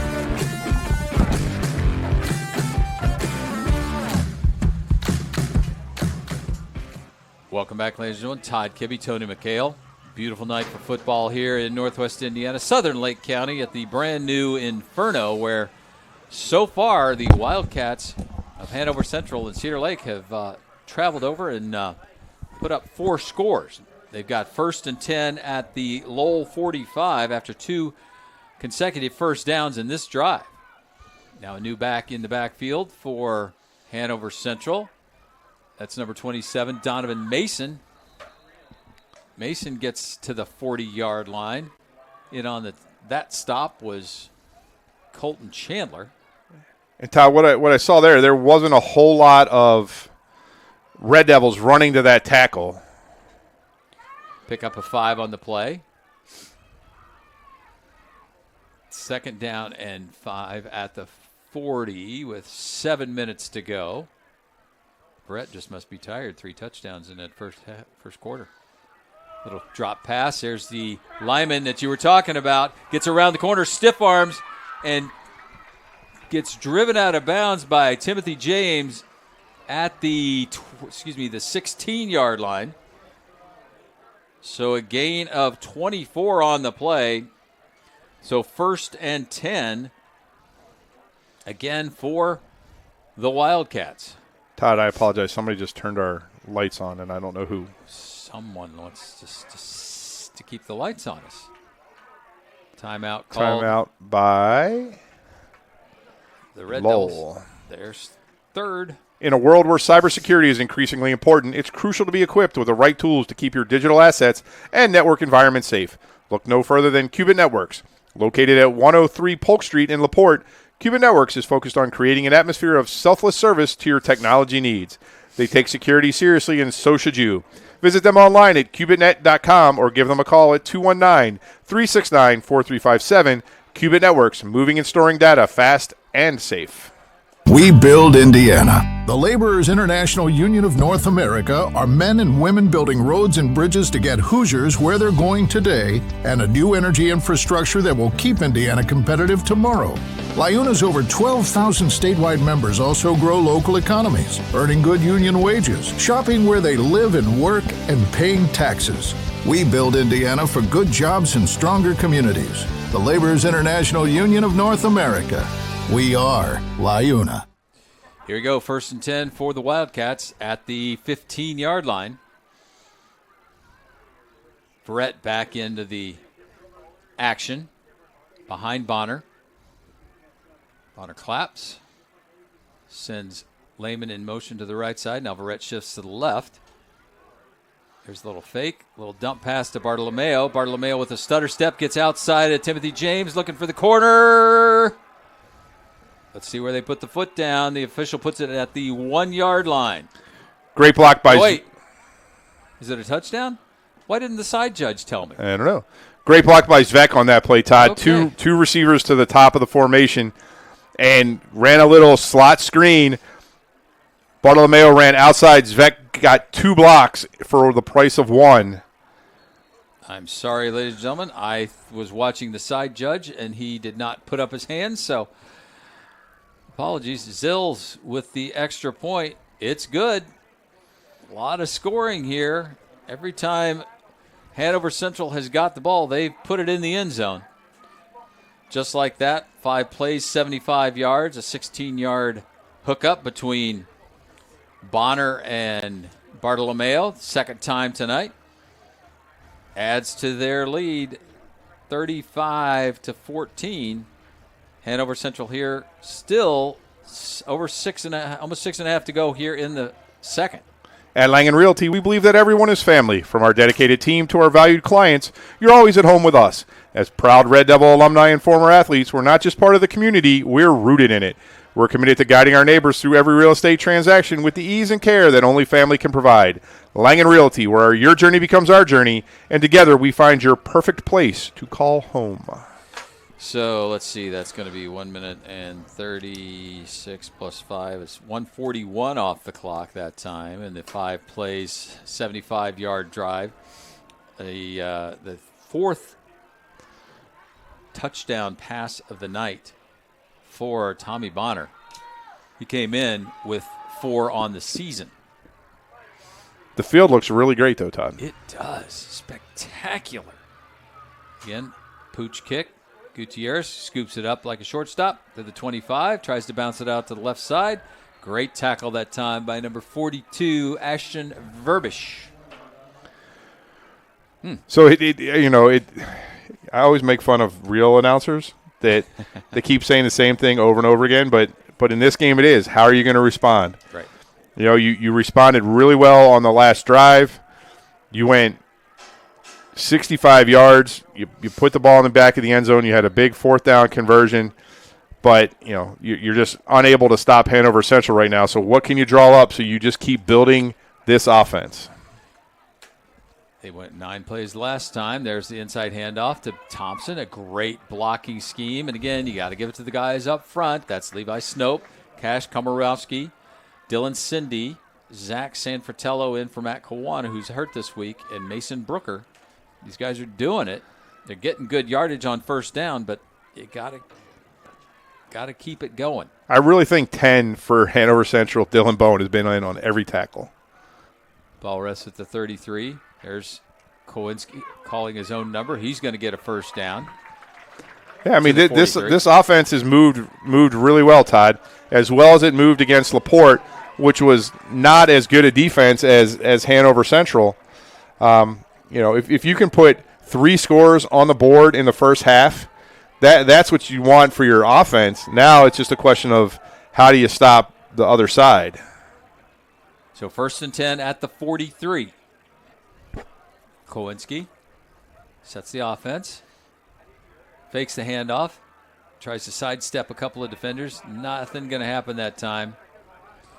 I believe that was number 52, Jacob Hilland, with the stop. Right. First time really that Hanover Central's gotten penetration into the backfield. Kowinski tried to bounce it outside, but the big nose tackle got in there, got his ankle, and just wasn't going to let him go. Loss of 1 on the play, back to the 42. 2nd down and 11. Under 5 to go here in the first half. Wogelmuth. Handoff comes to Thompson, tries to kick it outside. He's got the corner. He's at the 50. The 45 gets driven out of bounds by Maurer. He's going to go out at the 41, so a nice run by Caden Thompson getting to the corner and getting around it to pick up that first down. I do miss hearing John in the other room saying first down Red Devils. Not his job. Bartolomeo as a cornerback shouldn't be the one setting the edge, but for some reason he read that play going inside, Todd. He crashed on the defensive end, allowed Thompson to get outside. There's a flag. You can't just keep making mistake after mistake. Caden. Make a big play. Back him up 5. Still first now 15. Back at the 46. Right, you have all kinds of momentum. You're doing really well. You just picked up 17 yards. You're playing great on offense. Yeah, the defense is, and you're getting beat by the big plays. You know, and the difference, so number 43 for Hanover Central, the inside linebacker, Kyron Turner, a senior, only 5'5", 150 pounds, Todd. Yep. He's the target right now. So this Hanover Central defense, not big. Bowen just a big hitter in the backfield. Kowinski hands off to Thompson. Thompson right up the gut. Makes a couple of cats miss and rolls to the 35-yard line. So he makes up the 5 and a bunch more. It'll bring up a 2nd down and 4 at the 35-yard line. And you can see, as you watch this offensive line, Todd, you can see where Coach thought that they were in this ball game, that it was going to be pretty equal. Lowell is really dominating right now on the offensive side of the football. Caden Thompson. Maybe it's motion sensitive. Caden Thompson, maybe. There is a light sensor on there. Kowinski tucks it. Nowhere to go that time. Bunch of white jerseys. There's a Conlon on top. There's a Conlon on bottom. Also, Kopech was there as well. And just throw in Bowen just because he's usually there somewhere. He's usually there, so it's going to bring up a 3rd down and 4. But yeah, so you're playing offense against a much smaller front 7 than you played all season, especially when you look at Crown Point and Westside last week. So you can see what this offense can do when they can generate a little bit of room. They're getting Thompson and Kowinski to the 2nd level, forcing Bowen to make some big tackles. And you got Lincoln Schneider in there in the fullback position. Timeout, Hanover Central. Hanover Central. They're going to hold it. The 2024 Indiana Football Digest puts a bow on the 2023 campaign with recaps of all 6 state championship games. Among the 400 pages will be previews and photos for all the Indiana high schools and colleges playing football this coming fall. Along with breaking down the top teams and players to watch in 2024, it also has special features and human interest stories. It is available online at www.indianafootballdigest.com. Where can you get good neighbor service and surprisingly great insurance rates? At State Farm, because State Farm agent Aaron Shirkey is your one-stop shop with offices in Lowell and Cedar Lake for the service you deserve at the price you want. So stop looking around. State Farm agent Aaron Shirkey is ready to help. Call 219-690-1100 for your surprisingly great rates today. Like a good neighbor, State Farm is there. Individual premiums will vary by customer. All applicants subject to State Farm underwriting requirements. Oh, Calbro Farms has seasonal produce items like sweet corn, watermelon, cantaloupe. Their complete produce market is located at 17011 Wicker Avenue in Lowell and 1308 North Halleck Street in DeMotte. They are open from 9 to 6 Monday through Friday and 9 to 5 on Saturday. For more information, their Facebook listing is www.facebook.com/Calbro Farms. 7th play of this drive, Todd, all running plays. So see what coach draws up on 3rd and 4. 3rd and 4 at the 34. 2:34 remaining. Thompson bounces it outside. Lost the football. That's the third time tonight he's fumbled the ball. This one went out of bounds, and there was a flag. I think that's going to be a horse collar. Maybe it was on your guy, number 10, Dylan Bowen. So Hanover Central brought the blitz that time, Todd, but they overloaded it to the wide side of the field because they've never listened to us tell everybody the coach likes to run toward him on third down. So the blitz was to the field side. Yep, second personal foul. Toward the field side. Horse collar is the call. So the run was a first down to the where are they going to put the ball? Putting it at the 14. So that 29 was the end of the run. Yep. He So needed 6. He got 4. He got 6. And then we're going to have 29. A penalty to the fourth down. So it's 1st and 10 at the 14. Touchdown here would be nice. There you go, Thompson off the left side again. He's got 2 arms around it this time. It's those black jerseys, Todd. I'm telling you, they're slick. They're slick. Kopech at the bottom of that pile. Maurer was there as well. That one, I don't think Bowen was anywhere near it for a change. So just because this is my week of Notre Dame nightmares, there was a game against Boston College 15 years ago where they broke out the green jerseys. Yeah. And for some reason, the green jerseys were extra slick, and they fumbled like 5 times against a That's the excuse? Not great. That's what you're going with? That's what I mean. That's what it was. I'm not making it up. I'm sure you're not. Now, Kowinski. Ooh, there's number 10 coming in, making his 18. That's 18. That's Kopech. Kopech with the shoulder pad to the hip of Brody Kowinski. Little helicopter action there around almost. Down at the 9-yard line. You gained 3, so it's going to be 3rd down and 5. Yeah, that's what it was, Todd. It was they hadn't fumbled all year, and then they fumbled 5 times with those silly green jerseys on. Really green. Not that I don't love the green jerseys, but that day they were not good. They were not good. So, a minute 15 and counting. Full house backfield for the Red Devils. Kowinski fakes. Rolls out to the left, looking in the end zone. Intercepted by Dylan Bowen. Yeah, that was way too long. Kowinski had run out of time. Yeah. Sure, he was trying to get Schoenke again. Schoenke was basically standing on the sideline, and Bowen eyed it all the way. He had narrowed the field down to one receiver, and Bowen just cut in front of him. The 3rd turnover today for the Red Devils. So with 61 seconds remaining, it is. We've got to turn off the motion. Got to turn off the motion. It's 1st and 10 for the Wildcats at the 2-yard line. Oh, would have been nice to have that score, especially since Hanover Central gets the ball to start the second half. Exactly. So in the gun again. They've scored with less time tonight, so be careful what you wish for. There goes Verrett off the right side into the second level. Free safety Timothy James with the tackle at the 12-yard line. It's going to be enough for a 1st down. Clock is running. Hanover Central not going to take a timeout. I think they'll be content with the 21-point lead. They'll be content with trying to break something big. I mean, I wouldn't be surprised if they try and go to the air here, Ty. Slow in the huddle, though, so maybe not. Yeah, 18 on the play clock. Unless they take one big shot and call it good. I think you just keep handing it off to number 7. See if he can make anything pop. They got oversized to the left side. Now they all come back to the right. Bonner's going to keep it. Lincoln Schneider with the tackle, and that should be the end of the first half. 11 on the play clock, or 11 on the game clock, and the Wildcats are walking off the field. So that'll do it here for the first half. Quite an exciting first half at the brand new Inferno with the beautiful digs here in Southern Lake County. But it's been Wildcats with the upper hand and the Red Devils with the slippery hands. Wildcats 35, Red Devils 14.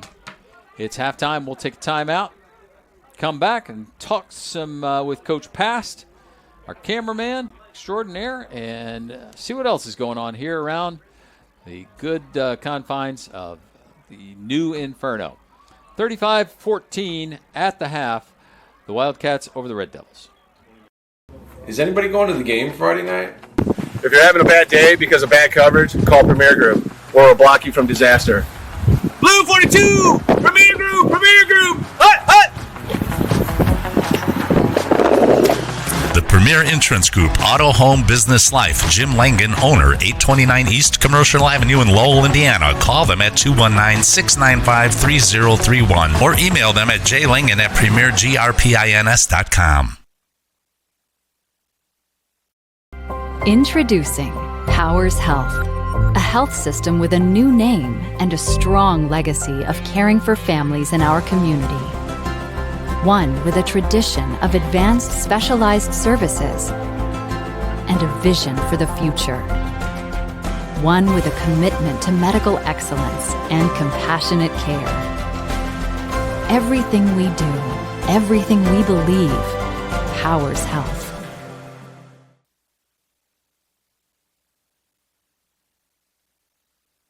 Develop quality citizens who keep our core, our country, and our communities side by side on the winning side. Not for glory, but for honor. For a code that isn't written or spoken, but lived. It's what we do. It's who we are. It's the battle cry of our fighting spirit. Battles won. See all the battles Marines fight to win at marines.com. A school that can get you in the career that is right for you. Ivy Tech Community College has over 70 career-focused programs to get you into the job that you want. Ivy Tech offers programs in the latest technologies such as robotics and cybersecurity. Demand for nurses has never been higher. In fact, more nurses have graduated from Ivy Tech than any other college. Take the first step with an affordable education at Ivy Tech Community College. Go to ivytech.edu for more information and to apply now. Presenting the Horizon Bank elevator pitch. Why aren't we telling you about ourselves? We're waiting for you to tell us about yourself. Our pitch can wait. Horizon Bank. Get a conversation started. Get a great deal on making the most of every property with Kubota commercial landscape equipment. From mowers to track loaders to utility vehicles, it's a lineup built to uphold your reputation. Right now, bring home the Kubota Z700 mower for 0 down, 0% APR for up to 60 months. Now through September 30th. See us or go to KubotaUSA.com for more details.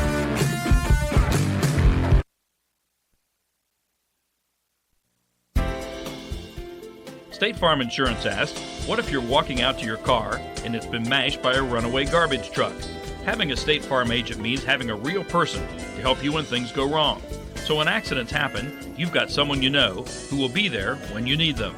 State Farm agent Greg Taylor is at 794 McCool Road in Valparaiso. Call Greg at 219-762-4911. Connie Bernardi, 1072 Joliet Street, U.S. Highway 30 in Dyer, 322-9959. Like a good neighbor, State Farm is there.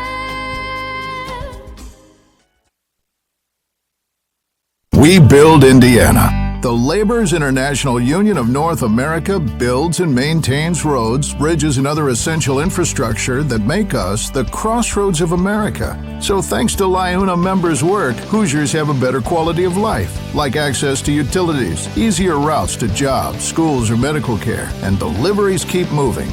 We build Indiana for good jobs and stronger communities. The Laborers International Union of North America. We are LIUNA. Welcome back, ladies and gentlemen. Todd Kibbe, Tony McHale here at the New Inferno. Brian Past is with us as well. He'll bring that in probably just a minute. First half of the first game here at the New Inferno, and you ask your question: how was it going to be scored? And I think you're specifically asking how Lowell was going to score. And true to form, the RDP run don't pass. First touchdown here at the New Inferno came after a 6-play, 73-yard drive. It was a 44-yard touchdown pass from Brody Kowinski to Zach Sharnke. on the left side at the south end zone. That's where the first one happened for the Red Devils, and that tied them with Hanover Central, who had just gone 6 plays, 38 yards in 2 minutes and 15 seconds. It was Caden Verrett, a 6-yard touchdown pass, little jump pass from Tommy Bonner. Vills made the extra point. We were tied at 7-7. Then Hanover Central went for 3 straight. All 3 in the first. The next 3 scores were all in the first quarter as well. At the 5:40 mark, 2 plays, 65 yards in just 51 seconds. It was a 59-yard touchdown pass from Bonner to Bartolomeo. Zills added the extra point, 14-7. Then 4.5 minutes later, at the 1:06 mark, 2 plays, 80 yards, a 77-yard touchdown run by Caden Verrett. Only 1 minute and 15 seconds off the clock, and that might be a little iffy because I don't know if I got the start of that one right. Wait, which one did you want? The 80-yard drive, 2 plays, the 77-yard touchdown run by Verrett. I'm sorry. What did you want to know? That's okay. The time on that one. 56 seconds. 56 seconds. Okay, so I didn't have my math right. So 2 scores under in 2 plays, both under a minute. Zills added the extra point. It was 21-7. Then even before, with just less than a minute to go, 51.5 seconds after a fumble recovery, it was the 3rd touchdown pass of the night from Bonner. The second to Verrett, 31 yards in the single play. Zills adds the extra point. It's 28-7. Lowell counters at the 8:14 mark of the second. 9-play, 65-yard drive, 4.5 off the clock. On 4th and 8, it was a 38-yard touchdown pass from Brody Kowinski, his second one of the night, to the same intended target, Zach Sharnke, for those 38 yards. Dylan Bisacci comes in, adds the extra point, 28-14. And then 2 minutes later, just under 2 minutes later, 1 minute 41 off the clock, 5 plays, 75 yards. Bartolomeo with his second touchdown score of the night. Pass 16 yards from Bonner. He's got 4 touchdown passes tonight. He had 4 in the first half. He had 4 coming into the first 3 games tonight. Zills comes in, adds the extra point, 35-14.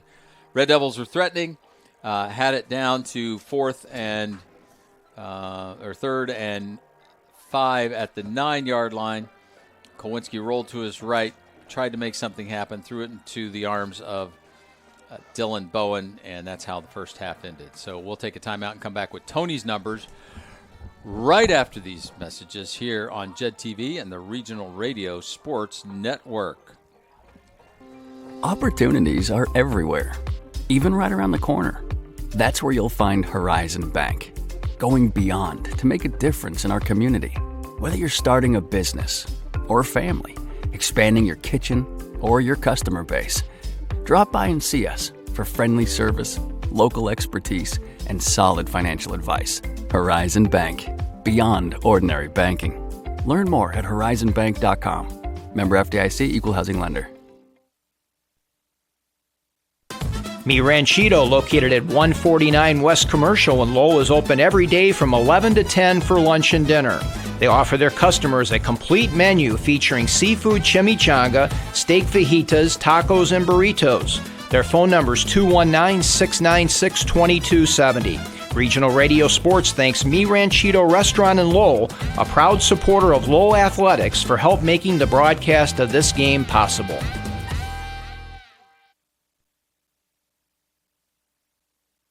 Engravables, located at 2005 Calumet Avenue in Valparaiso, between Vale Park Road and Glendale, across from McDonald's, is your headquarters for awards, trophies, plaques, name badges, and rubber stamps. For more information, stop in or give them a call at 219-477-5656. Their web address is www.engravables.net. That's Engravables, 2005 Calumet Avenue in Valparaiso. Welcome back. 35-14, the halftime score. Hanover Central with the lead over Lowell. These scoring and halftime stats are brought to you by the good folks at Property Management Incorporated of Northwest Indiana. Hi there. Did you know that PMI NWI is the highest rated property management company in Northwest Indiana? Whether you own one property or multiple, we're here to make your life easier. No contracts are required. Let Property Management Incorporated handle the headaches while you enjoy your investment. Visit us at www.pminwi.com or call us at 219-318-1244, and let's see how we can help you get the most out of your properties. Oh, and don't forget to check out our Google reviews. Tony, tell us some of those big numbers on the side of the guys in the Cardinal red and Columbia blue uniforms. So, Todd, you know how they say that there's lies, darn lies, and statistics? Yep. If I told you that one team had 17 minutes of possession to 7 and had run 32 football plays to 17, what team would be winning this football game? The team with the 32 plays, in my opinion. That's why I don't go to Vegas. So, Tommy Bonner, 7 for 7, 159 yards. Oh, my gosh. 4 tutties. Team rushing for Hanover Central, 10 rushes, 151 yards. 7 of those by Caden Verrett for 124 yards and the 1 touchdown. The leading receiver is Bartolomeo with 3 catches for 95 yards and 2 touchdowns. So on the Lowell side, right, and it's 310 total yards. If you just look at the Lowell side, first half, 32 plays, 200 yards of total offense. Wow. You're like, we're in great shape. Yeah. This is the offense we've been looking for. And we got double the number of plays. And your quarterback is 4 for 6 for 89 yards, 2 touchdowns. You've rushed for 111 yards in the first half. You're right. This is, if you don't look at the other side, this is what Coach Kilmer would be looking for. Unfortunately, just a couple turnovers. Lots of turnovers. A couple big plays. Caden Thompson, 12 carries, 71 yards. Brody Klawinski, 13 for 40.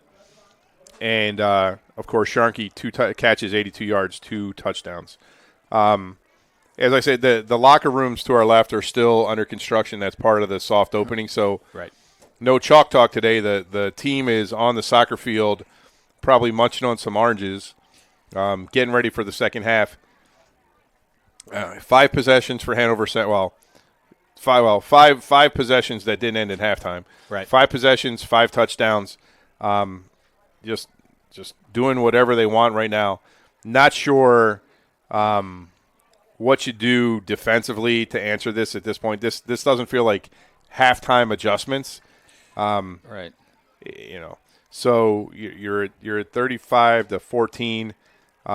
You're going to have to play this quarter. I would imagine Hanover Central brings their starters out and lets them play at least the full third quarter. Right now you just have to dig deep. You have to dig deep. Know that this is the first game of the NCC. You've won a bunch of NCC titles, co-titles, with 1 loss. Mm-hmm. You look at where your offense is. You look at what the offense is doing against a 7-person front. You're really encouraged by the balls that Brody Klawinski has thrown. Those 2 completions have both been beautiful. Yeah. The third one over on the far side to Arredondo was a really nice ball. So now you kind of have to just, if you're Coach Kilmer and the rest of the coaching staff, how do we sync up this offense with this defense?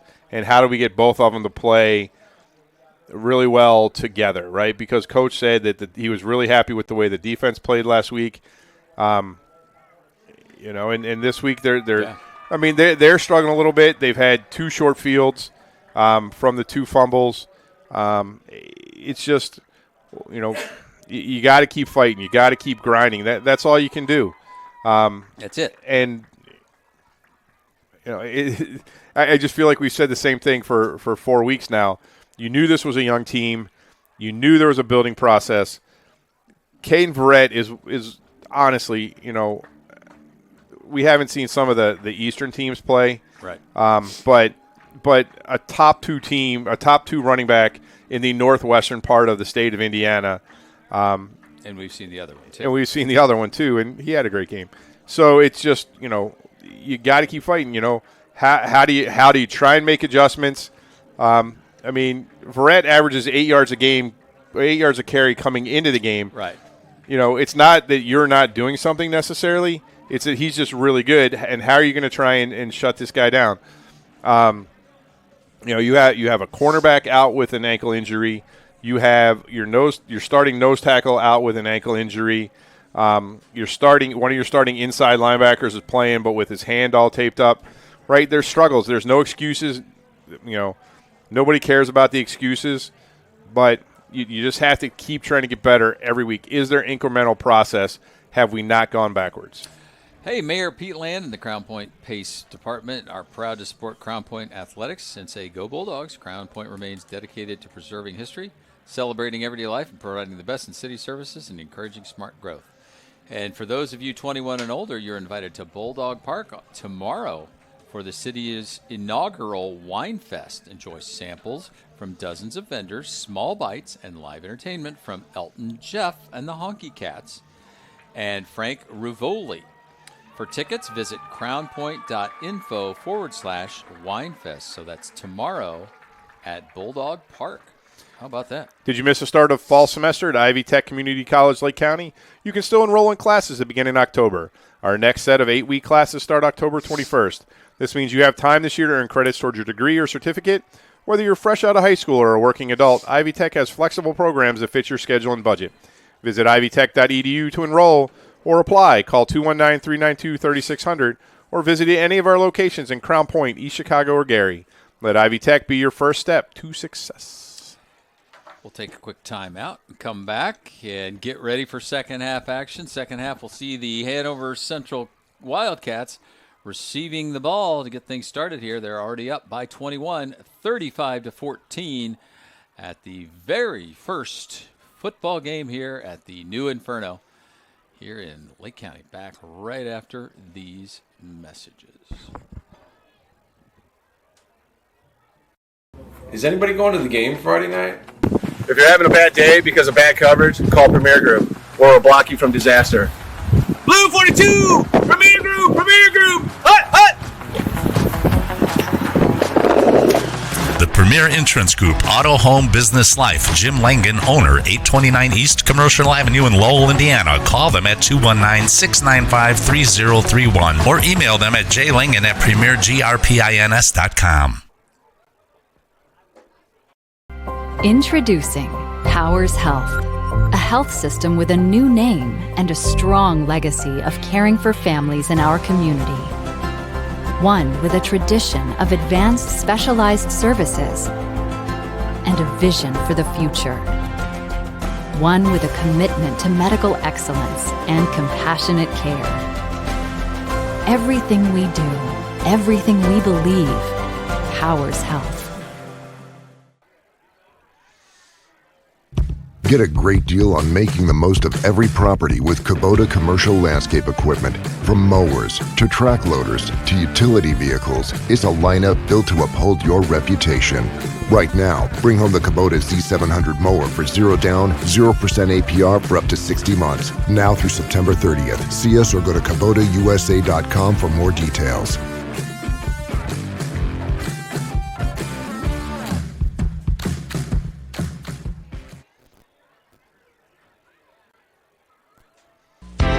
State Farm Insurance asks, if you're feeling stuck in a state of compensation stagnation, another year with no raise, then let State Farm help you get to a better state with a discount double check that can stretch your hard-earned dollars a little farther. They'll go through your car insurance to make sure you're getting all the discounts you deserve. Discounts could add up to 40% and put a few hundred extra dollars in your pocket. Discounts may vary state to state. Danny DeTola, 2449 45th Street, Highland, 963-4444. State Farm Insurance asks, if you're feeling stuck in a state of compensation stagnation, another year with no raise, then let State Farm help you get to a better state with a discount double check that can stretch your hard-earned dollars a little farther. They'll go through your car insurance to make sure you're getting all the discounts you deserve. Discounts could add up to 40% and put a few $100 extra in your pocket. Discounts may vary state to state. Danny DeTola, 2449 45th Street, Highland, 963-4444. Andrea Harbin, 6504 U.S. Highway 6 Portage, 762-5514. And Rob Rodakis, 835 Lincoln Way Avenue, Valparaiso, 476-7444. Like a good neighbor, State Farm is there. This scoreboard update brought to you by the 2024 Indiana Football Digest. Order your copy today at indianafootballdigest.com. Todd. What? In the NCC out of the half, Andrean 14, Munster nothing. Oh. Hobart at the half, 20, KV 10. Outside of the NCC, but just up the road at the half, Maryville 14, Portage 6, Crown Point 35, Lake Central nothing. Ouch. Also at the half. Yeah, ouch. Any other score you want to see? Who's Valpo playing tonight? Valpo. They're winning 17-6. They're winning 17-6. And that Penn score. Oh, Penn. Well, what started off as 38-0 in the first quarter, the last we got was 44-6. Okay. So they brought in some 8th graders. That's, might as well give them a chance. So, all right, here we go. We've got a full half to play. Coach Kilmer making his slow walk. Excuse me. And we still have 3 minutes to stretch. So this is a 23-minute halftime. Plus a little extra time. Are you getting all the bugs? And Hanover Central came out with 5 minutes left on the regular halftime. Regular halftime before the extra 3-minute stretch. So there goes this. In the market to buy or sell a home in Northwest Indiana, look no further than Scott Miller Realtor. Scott Miller is a 5-star rated broker with Let's start over, Todd. Scott Miller. In the market to buy or sell a home in Northwest Indiana, look no further than Scott Miller Realtor. Scott Miller is a 5-star rated broker with numerous awards and accolades, such as the top 1% of all teams within Berkshire Hathaway nationally and the Pursue Realty Group's top producing agent. Scott Miller, who was born and raised in Northwest Indiana, is a family man and philanthropist. If you want results, call Scott Miller at 219-283-3039 or visit his website at listandbuywithscottmiller.com. You know what time it is. It's Scott Miller time. So both teams, Todd's fighting with the lights, trying to keep them off. Both teams on the sidelines. There's still 1 minute and 44 seconds before we kick this off. I don't know that they're going to cut that off. When you get a new house, you walk in. You just got to do some stuff. Where's the electricity? Where's the water? Where's the shutoff valve? All these things you got to figure out, right? Well, we're just trying to get our new digs here. That's good. It's wonderful, But normally, what we have where we have issues is when you're in a press box and you have all these beautiful lights. The lights in the actual box themselves reflect and bounce off the glass, and then it's hard to see. So we're trying to turn the lights off. And, we're still trying to figure out that next door. We look at the press box next door. Everybody's trying to figure out how to open the windows. And every time somebody moves, the lights go back on. It's like you tried the clap on, clap off thing. We'll figure it out. We got a couple more games. Maybe we'll come next week just for giggles. And this is 3 of 4. There you go. Back on again. 3 of 4 at the Inferno here. So where at first they were the Road Warriors, now they're going to get a chance to kind of get a little bit of home cooking. But they're going to have to do something here, and that's going to be stop this offense of the Hanover Central Wildcats, or at least give it a try. We get settled in here for the second half, 12 minutes on the big board. Dylan Bowen back at the 7 or 8 yard line. Caden Verrett is back there with him as well. That's quite a tandem. Yeah, especially when you're up 35-14. So I'm not sure who you kick away from. kick it down the middle and hope it goes in the end zone. Yeah, Bisacci has it teed up right on the X at the 40-yard line. And we are underway. Good ball. You're right. It goes to Bowen, who takes it back at the 2. Tries the left side. Looking for the sideline. He's got around the corner. There's a flag. He gets knocked out of bounds past the 35-yard line, but that's coming back. There was going to be either a block in the back or a hold. I think they're going to call a hold. 2 flags, one at the 19, one at the 14. So nice run back, nullified, and Hanover Central will start at about the 9-yard line. Let's see where they walk it off from. Sorry, I've got a little tickle in my throat. Bear with me for a second. So they walk the penalty off.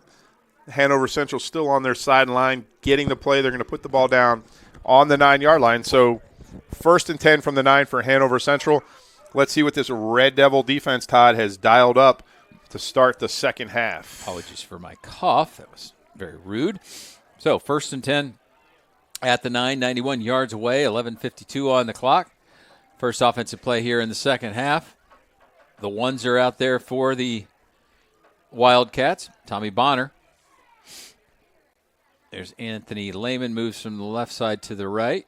They fake the handoff. Oh, no, they give the handoff. That was a mix-up in the backfield between Bonner and Verrett. Bonner gave it to Verrett. Verrett didn't know that he was getting it, and they're fortunate that they only lost a couple of yards. Isn't that his job, to know that he's getting the football? Well, for some reason, there was just a little miscommunication that time. So hurry up offense again. They lost back to the 6-yard line. So 2nd down and call it 13.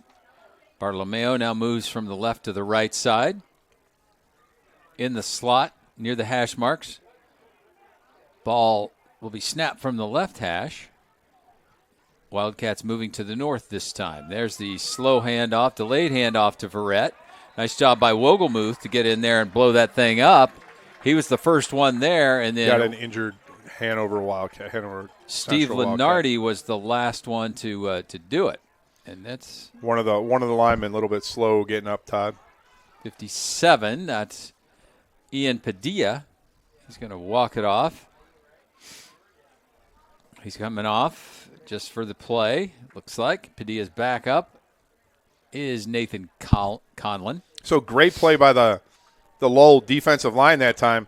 Shed all their blocks. Red had nowhere to go.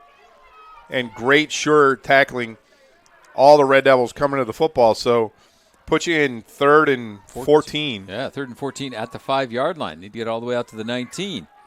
Bonner gets the pitch to Verrett. Verrett's stretching out the play. He's getting close to first down territory. He's got it. Sheds a tackler. Someone knocks him down at the 30-yard line. Aaron Dondo, thank you for the eyes. Or he would have been scooting up that sideline for another TD. But they used that. Excuse me. What did we do at? I don't know. I apologize. What did we do at halftime? Used that speed option again. Got Verrett to the sideline. Just tiptoed all the way down those hash marks. All the way to the 30-yard line. A gain of 25 on that last play. Still 10.5 to go here in the third. Brett just shifts to the left side. Fake it. Bartolomeo in the flat. Gets it. Vasco with the weak arm tackle. The second arm tackle by Timothy James. Vasco's hitting his helmet knowing that he didn't do it right. That was the touchdown play, Todd, that they just ran back. Yep. Better job this time by Lowell separating the block, but not a great job tackling. Another first down. Another first down to the 40-yard line. Picked up 10. Trips now to the right. I don't think we've seen this formation all night. Svek is the lone receiver down at the bottom of the screen. Just past the numbers. Ball in the left hash for Hanover Central. Fake. There's the little pass. Ooh, nearly picked by Aaron Dondo. He read that one beautifully. The pass was intended for Anthony Lehman. That would have been exciting. First incomplete tonight for Hanover Central. 8 for 9, I believe. 8 for 9. It was 7 for 7 at the half. So Bonner now content with getting to the line of scrimmage fast still going pretty quick. 12 on the play clock. Verrett wrapped up. Nice job by the Red Devils that time. Lincoln Schneider, Zach Jarnke is there. Also, Aiden Wogelmuth, the linebacking core, met Caden Verrett that time, and that's the first time. Is that the first time he's lost yardage, Tony? No, the playback here on. Oh, that's true. On second down, not the muffed handoff, but the next play after that, he lost a yard. Back to the 36-yard line. Yeah, so great job by the Red Devils all coming to the ball that time because he broke the first tackle, but there was 3 guys after that. 3rd down and 14. Bonner with plenty of time. Wide open space on the right side. Throws back, incomplete to Svek. Had Verrett, same play they ran on the touchdown. The first time Verrett snuck out of the backfield, was wide open. He would have been, still had 10 yards after the catch to gain for the first down, but that time Bonner short hopped the receiver. Lowell with a good defensive stand, the first defensive stand of the night. They're going to get the ball back. Max Arredondo stands at his 35-yard line. Caden Verrett also does the punting for the Wildcats. He stands at his 24. The long snapper is Braden Svek. Ooh, got a good foot into it. Fair catch called for. And Lowell they dodged the bullet there, Tony. There was 8 plays. Forced a punt after a couple of first downs for the Wildcats. Now let's see what they can do offensively, Todd, here. Again, think back to the end of that first half. If they could have converted that touchdown. They're on at the 9-yard line. 1st and goal. So the ball rests now at the 32. So they've been able to move the ball offensively. Just the 27. Fumble and a fumble and interception on offense. My apologies. 27. There's nice job by Caden Thompson. Puts a foot in the ground. He had a wide open right side. Hit the big number at the 30-yard line and got 4 more. So he's going to pick up 7 on that play. So a nice job. Yeah, puts you in real good 2nd and 3rd. Coach can open up the playbook, see what they want to do. Maybe go for broke on the play. There's the handoff again to Thompson. He's going to get first down yardage. Bowen comes up with the tackle at about the 41. You score here, Todd, and you make another stop. It gets really interesting. So, again, as you talk, Tony, the offense has been clicking. Yeah, if you watch this, go back, this offensive line is doing a really nice job against this Hanover Central 5-man front. So they're blocking basically a helmet on a helmet. Thompson gets the handoff. Bottom of that pile is, I think it's 54. Nope, 34. So that's Lincoln Zerby with that tackle. Gain of 2 on the play to the 43. That time back to the 2 H-back set, same formation they're in this time. See if they try and do something out of this other than run up the middle. Snap. Nope. They're going to run up the middle with Brody Kowinski, and he goes down in Zerby's arms at the 45-yard line after a 2-yard gain. So it's going to be – Sorry, Todd. So Kopech got into the backfield that time. Kowinski was able to make a miss. You see that Hanover Central's starting to run blitz a little bit more. So if Lowell can hit an edge here, they're going to have a lot of green space in front of them. Nice, new, beautiful green field turf. Running on marshmallows, is that what you felt like when you were out there? I did. I felt fast. Excellent. Under 8 minutes to go. Kowinski cuts it up. There's a cutting Zerby. Not going to let it. Going to get him. They're going to give him a yard to the 46-yard line. So it's going to bring up a 4th and 5. Going to go for it. Definitely they're going to punt. Nope. So I like that play, though, Todd. It didn't get you the first down, but you give Kowinski the option, right? He had Arredondo outside the hashes if he wanted to throw the ball. He had the opportunity to cut it up. I think in that specific instance, it might have been better to get it to Arredondo, let him go one-on-one with the defensive back. But when you have somebody like Kowinski who can do multiple things, let him do it. Ooh, that was close. Sachi gets a nice punt off, hits at the 20, picked up by Bartolomeo, makes one man miss, goes to the right side, and goes out of bounds. They're going to spot it at the 19. So that's where the Wildcats take over after their first time. They didn't make it to the end zone. Nice 44-yard punt, though. Chain flips the field. That'll let us know our good friend Donald J. Smith at 1203 East Commercial Avenue in Lowell has been servicing the tax and accounting needs of his clients for the past 34 years. You can reach the sharpest pencil in town at 219-696-1040 or on the web at donaldsmithcpa.com. So, 1st and 10 for the Wildcats at their own 19-yard line. Still got the ones in there, Todd. This is still a football game. Lowell gets a stop here. See if there's a turnover out there somewhere. Anything can happen, Tony. Anything can happen. The pitch to Verrett to the left side. Thought about going back to the right. Makes a couple of men miss. He's going to get positive yardage. Lincoln Schneider.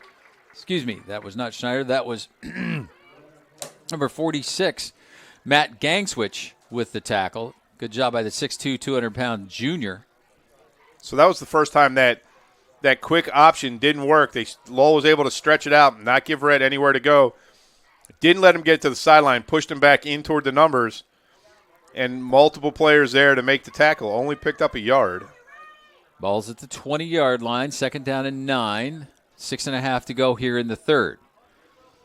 Line is set. Yep. They go. Bonner to the right side. He's got some speed. We talked about that. He was slow of foot. He looked pretty fast there. Timothy James with the stop, but not after a first down was picked up all the way to the 34-yard line. Well, Todd, Lowell didn't have a safety on that side. They had Aaron Dondo one-on-one with the wide receiver, and once Bonner broke contain, he was all alone until the pursuit caught up with him. Bonner. So Lowell's playing with one high safety right now. 3 receivers for Hanover Central, so there's going to be some running room. Bonner, low snap, quick handoff to Verrett. He just shoves Gangswich down and picks up a yard. Gangswich did a nice job of at least slowing him down a little bit. Yeah, Lowell doing a much better job bringing multiple guys to the tackle this half and also stretching Verrett out so he's not able to cut it up between the hash and the numbers. No gain. They're going to spot it back still at the 34-yard line. 2nd down and 10.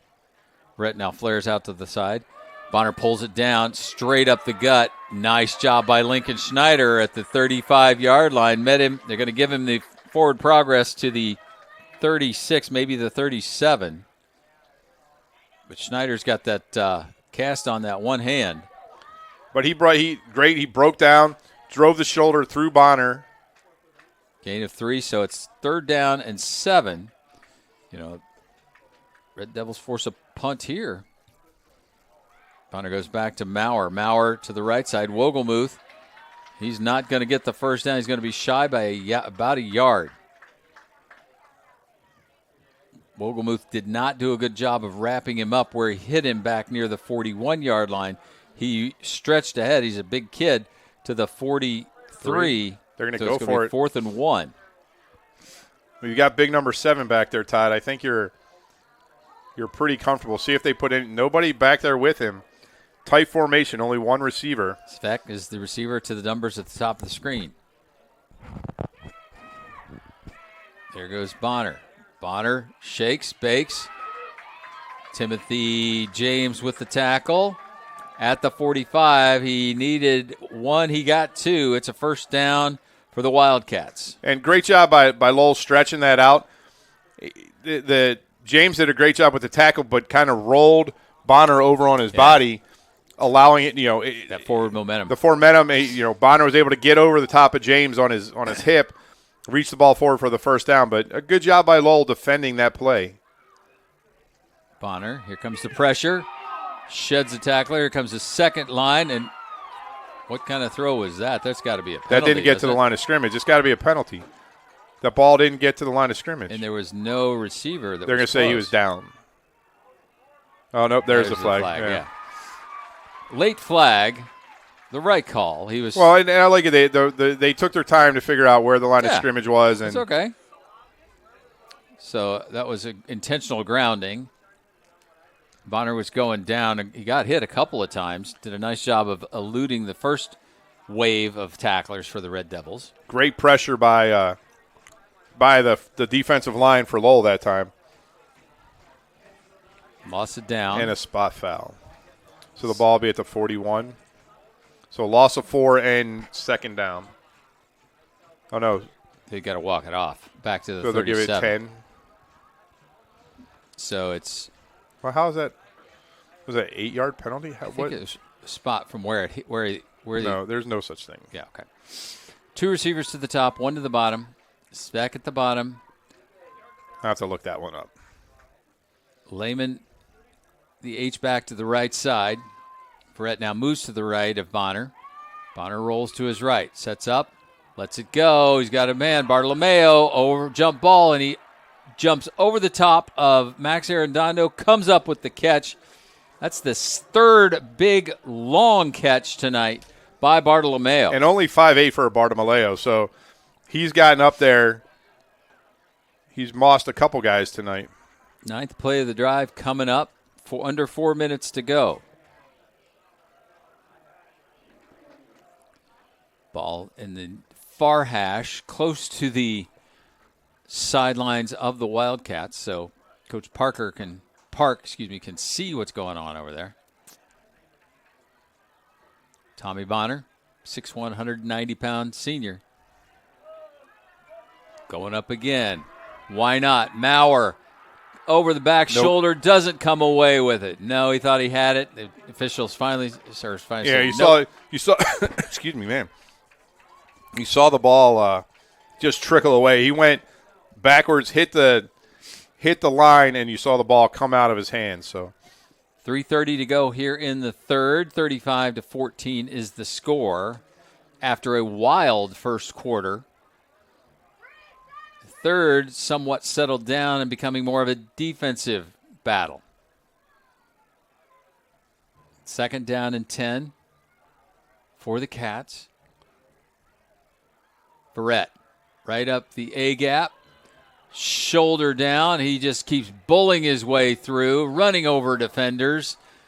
James is there along with Arredondo after the 9-yard pickup to the 21-yard line. Still 3rd down, so you got to imagine 2-down territory again if they go for it on 4th and 1 from the 44. 44. 40, whatever it was, 43. 3:03 to go here in the third.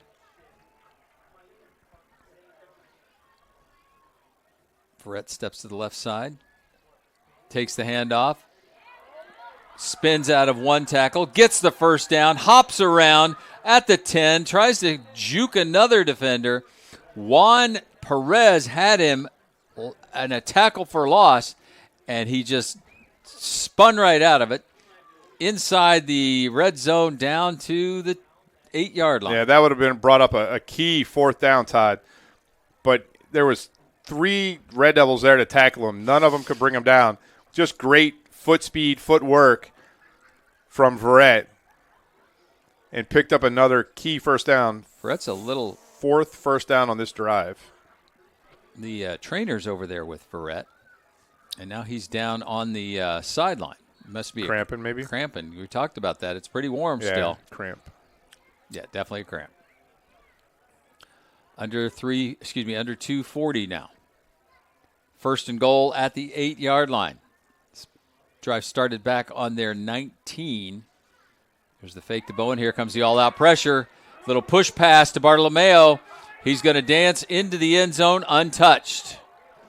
Wow. Great job by Bonner. I think all the credit for that one goes to Bonner. Avoided the 4-man rush, kind of little chest pass, push pass, and it results in another score for Hanover Central. Bartolomeo. 3rd touchdown of the night. For him. 5th passing for Tommy Bonner. Wow. 2:21 gone here in the third, or remaining here in the third. 12 plays, 81 yards. 4:48. 4:48 off the clock. Extra point is good. Again, that was 12 plays, 81 yards, 4:48 off the clock. The 3rd touchdown pass for Rocco Bartolomeo. This one an 8-yarder. Oh, coach is slipping. He didn't get the score out yet. Oh, my.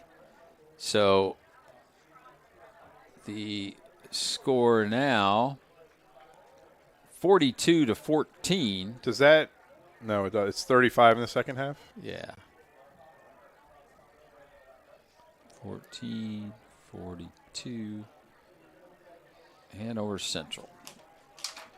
Let's do this real quick. What do you want to do, Todd? Oh, well, now that the ball's coming in, I want to stay right here. Excellent. Oh, hold on. So keep talking. I typed into my magical computer. Excellent. So back deep are the G-men, Gutierrez and Goodall. They flipped sides. Goodall took a big hit about 2 returns ago. So Gutierrez now is on the left side. And now we see Aldo Desiderio, who we thought was the original kicker. But that was Logan Zills has been in there most of the evening. This one goes back to about the 8-yard line for Gutierrez. No hesitation move. Little stutter step, slows him down. Here comes a flying Wildcat. That's number 33, Dominic Gigilio.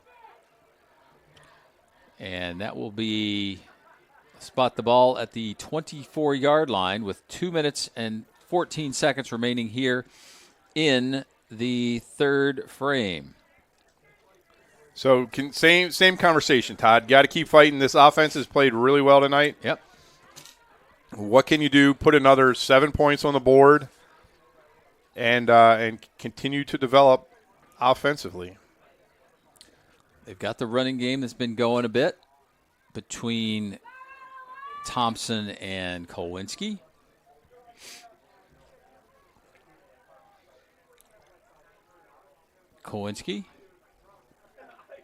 Man comes in motion. They hand off to Malachi Goodall. Switches the arms. The ball to the other arm. Great tackle that time by Landon Caduti. I really like the way, except for that play, I really like the way this offensive line has blocked. Hanover Central sets up with a 5-man front and 2 linebackers, so their outside linebackers are walked up tight to the line of scrimmage, basically over the tackles. Right. And they've done a really nice job blocking 5-on-5. You know, a defense they really haven't seen so far this year. Ball on the near hash. Nice load up. Malachi Goodall with the catch. Goes down immediately. He's like, if you're going to put me in on offense, give me all the offensive plays. I want them all. Jacob Furco with the tackle.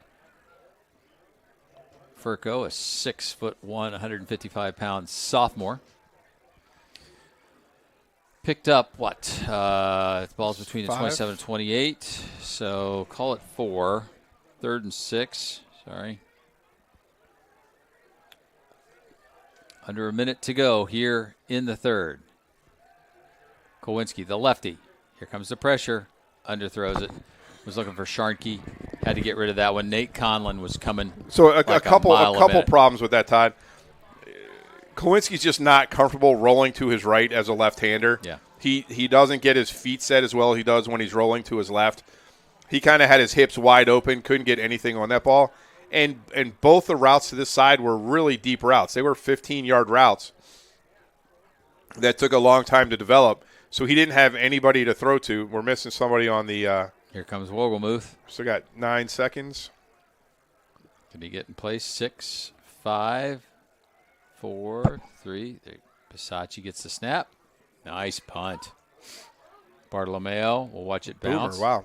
Gets a favorable roll for the Red Devils. Goes all the way to the 23-yard line with 44.3 seconds to go. So that's a 49-yarder, Todd, to go with his 44-yarder. So some nice kicks tonight. Hey, let the good folks at Calbro Farms is a complete produce market with seasonal items like sweet corn, watermelon, and cantaloupe. They are located at 17011 Wicker Avenue in Lowell and 1308 North Halleck Street in DeMont. Calbro Farms is open Monday through Friday, 9 to 6, and 9 to 5 on Saturdays. For more information, check them out at Facebook at Calbro Farms. First and 10 at the 23.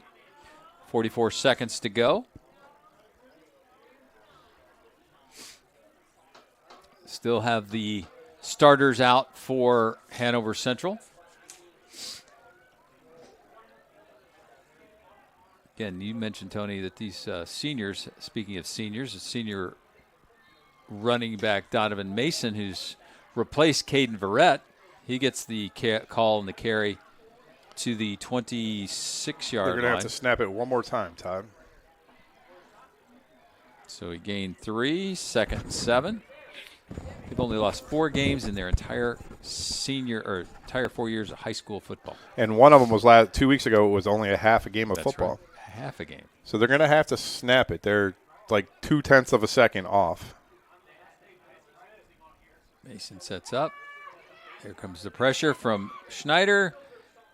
Tommy gets away. You know what? They're going to have to snap it again. They're going to have to snap it again because 2.5 seconds remain.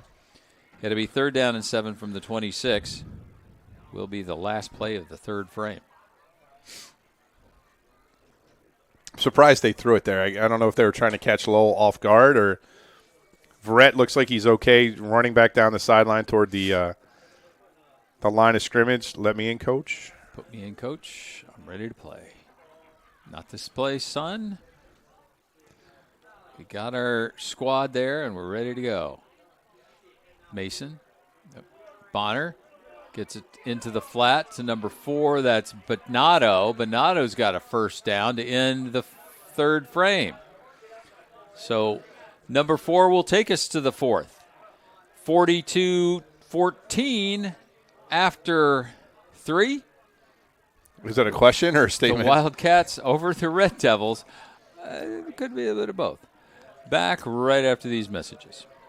We build Indiana. The Laborers International Union of North America are men and women building roads and bridges to get Hoosiers where they're going today and a new energy infrastructure that will keep Indiana competitive tomorrow. Liuna's over 12,000 statewide members also grow local economies, earning good union wages, shopping where they live and work, and paying taxes. We build Indiana for good jobs and stronger communities. The Laborers International Union of North America. We are Liuna. Welcome back. Todd, Kibbe, Tony McHale, Brian Past here at the Inferno. We've come to the end of the third frame. We got 12 minutes on the big board. It's been mostly Hanover Central here tonight, 42-14. They have had a offensive display here tonight, Tony. So to flip that, Todd, if you remember, they only had 7 minutes of possession in the entire first half. They had 7 minutes of possession in that third quarter. So kind of change of strategy, trying to figure out different things, using this as an opportunity to work on some things they might not get to do in previous games. 1st and 10 at the 36. Mason goes right into the arms of Juan Perez and Dylan Cindy. Yeah, they're starting to run out some different formations too, Todd. That time they had 2 running backs in the backfield. They had Dylan Bowen out there additionally, and they flared him out almost as if it was going to be a little wheel route. That was Zachary Sanfratello. I apologize to the Sanfratello family. Caden Verrett back in. I think they forgive you, Todd. I think it's okay. Well, I just want to make sure I get it right. Booker looks left, throws right. Lehman with the catch, got a first down. Aaron Dondo is there along with Chandler. Man, I think you're going to see Lehman, I mean, obviously for another 2 years, but at 6'3", 215, only a sophomore, he is a huge target out there. Just ran a little square in, sat down in front of the defensive back. Nice ball from Bonner, hit him. 1st and 10 at the 47-yard line. Now they're slowing down, Todd. Yeah. Milking this play clock. Down to 10. There's the handoff to Verrett. We get a good look at him as he's right in front of us. They whistled him down. I don't know that he was down, Todd. So I think the big difference between Verrett's first half and second half, Todd, in the first half, everything was a quick hitter. He just got the ball. He got the ball full steam ahead. it almost looks like they're working on some read option kind of things where Bonner's holding the ball, looking at the defensive end, trying to figure out what's going on, and it's just slowing Verrett down a little bit. But it almost feels, intentional. I think Lowell's playing better. Yep. But the Wildcats have changed their style of play also. Well, and that was kind of apparent on that miscommunication down there. Bonner looking to go deep. Guess who? Number 1, Bartolomeo. He's got it. Uses the official to give it a block and gets about 4 or 5 yards after the catch into the red zone once again, down at about the 18-yard line. I think the back judge slowed him down there. I think if he had been able to catch that ball and keep running rather than get the pick from the back judge, he might have turned that into his 4th touchdown of the evening. So they get to the 19-yard line, 1st and 10. 7th play of the drive coming up. A 35-yard gain. Vinny Bottano in the slot to the right side. Maurer, Bottano to the right. Lehman off to the right. The H-back spot. 181 yards, Todd, for Bartolomeo. Timeout. We're going to have a timeout from Hanover Central. Running out of time. Hey, Red Devil fans, the big game is tonight, but before you cheer on Lowell High School, why not fuel up at George's? Just across the street from school, George's is the perfect spot to grab a delicious family meal before heading to the stadium. Whether you're craving a juicy burger, fresh salads, or something sweet, George's has you covered. So come on over, bring your friends and family, and let's kick off game night with great food and even better company. Remember, supporting George's is supporting your local community. See you there.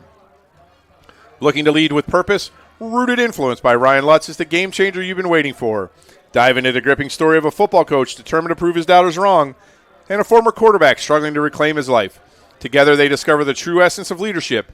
Rooted Influence, a journey of resilience, redemption, and finding the root of lasting leadership. Whether you're on the field or off, this book will inspire you to lead with impact. Get your copy today. Available on Amazon or go to RyanSpencerLutz.com for more information. 9:45 remaining here in the first ever game at the new field at the Inferno. It's been all Wildcats, really. 42-14, the score. Red Devils had a few bright spots offensively. Had some big numbers in the first half. But the quick hit offense of Hanover Central has just been too much for the defense tonight. Still in. Caden Verrett, little dump pass to Lehman. Lehman inside the 15. Good tackle that time by James. I think Ike James wore 32 as well. I believe you did. You told me that was when I first started with you. That was the number. That was the 6 was always the number, and then Ike James kind of broke that mold, and he's like, I'm going to go 32. So a 16 for 19 night so far for Tommy Bonner. 270 yards, and 5 touchdowns. Ouch. 8th play of the drive. 2nd down and 5 at the 14. 3 to Bartolomeo and 2 to Verrett. Now under center the first time tonight. It goes to Verrett. He moves to the right side, looking for that first down yardage. I think he's got it. He needed to get to about the 9. He got to the 7. So, Todd, they're breaking out every formation in the playbook. That time they had 3 receivers, if you will, 3 H-backs lined up on the right side of the formation. Yeah. So they had tackle and then 3 blockers leading the way. So Lowell did a really great job being overpowered by that much on that side. Under 9 minutes to go. Ball rests at the 7-yard line. 1st and goal. Brett. Little dump pass again to Lehman off the left side. Looking for the end zone. Not going to happen. James is there along with that's Vasco. To the 5-yard line. 4-yard line. So a gain of 3 on the play. It's 2nd and goal at the 4. So, Todd, 4 first downs so far on this drive. Only 1 third down. So this is just a change of philosophy from the first half. What this tells your team is you can speed up like they did in the first half, or they can slow things down if they need ball control. And this is the 10th play of the drive. We're double digits here. He's looking for the little tapper in the end zone. Svek with the intended receiver was number 7. No, I think it was Arredondo on the. Oh, Arredondo with the. It was it Svek. was 3. I'm sorry, Todd. Svek was the intended receiver, and I think that was Vasco, number 2 out 2? there. Yeah. It's a little dark in the corner. We need to change the. If we could turn this light off. But you can't move. You can't move then. Nobody can move. You might be able to breathe, but you can't move. 7:57 remaining here. Ball is 3rd and goal at the 4-yard line. Tommy Bonner sets the offense, steps back, looking for Verrett. Bingo. Touchdown. Wow, 6 passing touchdowns tonight. That was a 4-yard pass to, guess who, Caden Verrett. How many touchdowns does he have? That would be 5 for him, right? 2 rushing, 3 catching? Wow. 1, 2, 3. I probably missed one. 4? I got 4. Maybe 4, 2 and 2? Yep. This one coming at the 7:52 mark. Yeah, 2 and 2, 4.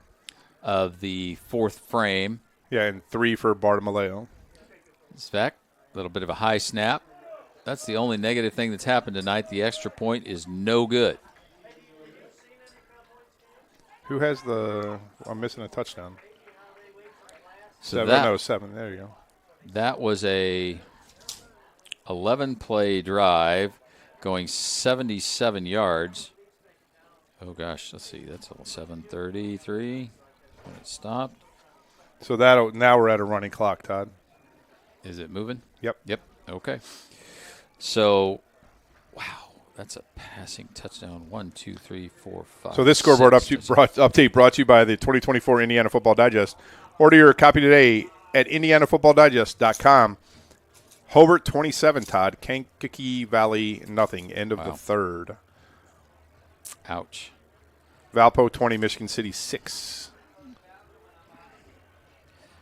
So Verrett's caught a 6-yard touchdown pass and a 4-yard touchdown pass. He's ran for 30. Oh no, he caught a 31-yard touchdown pass as well, and then ran for 77 yards. So he's got 3 You're right, 3 receiving and 1 rushing. 6-yarder. Yep. 31-yarder. And a 4-yarder. Yep. And then the 31-yard run. So the clock continues to wind. Gutierrez getting a chance to get some reps in here. That tackle was Ashton Verbish again. So the Red Devils and their ones still on the field.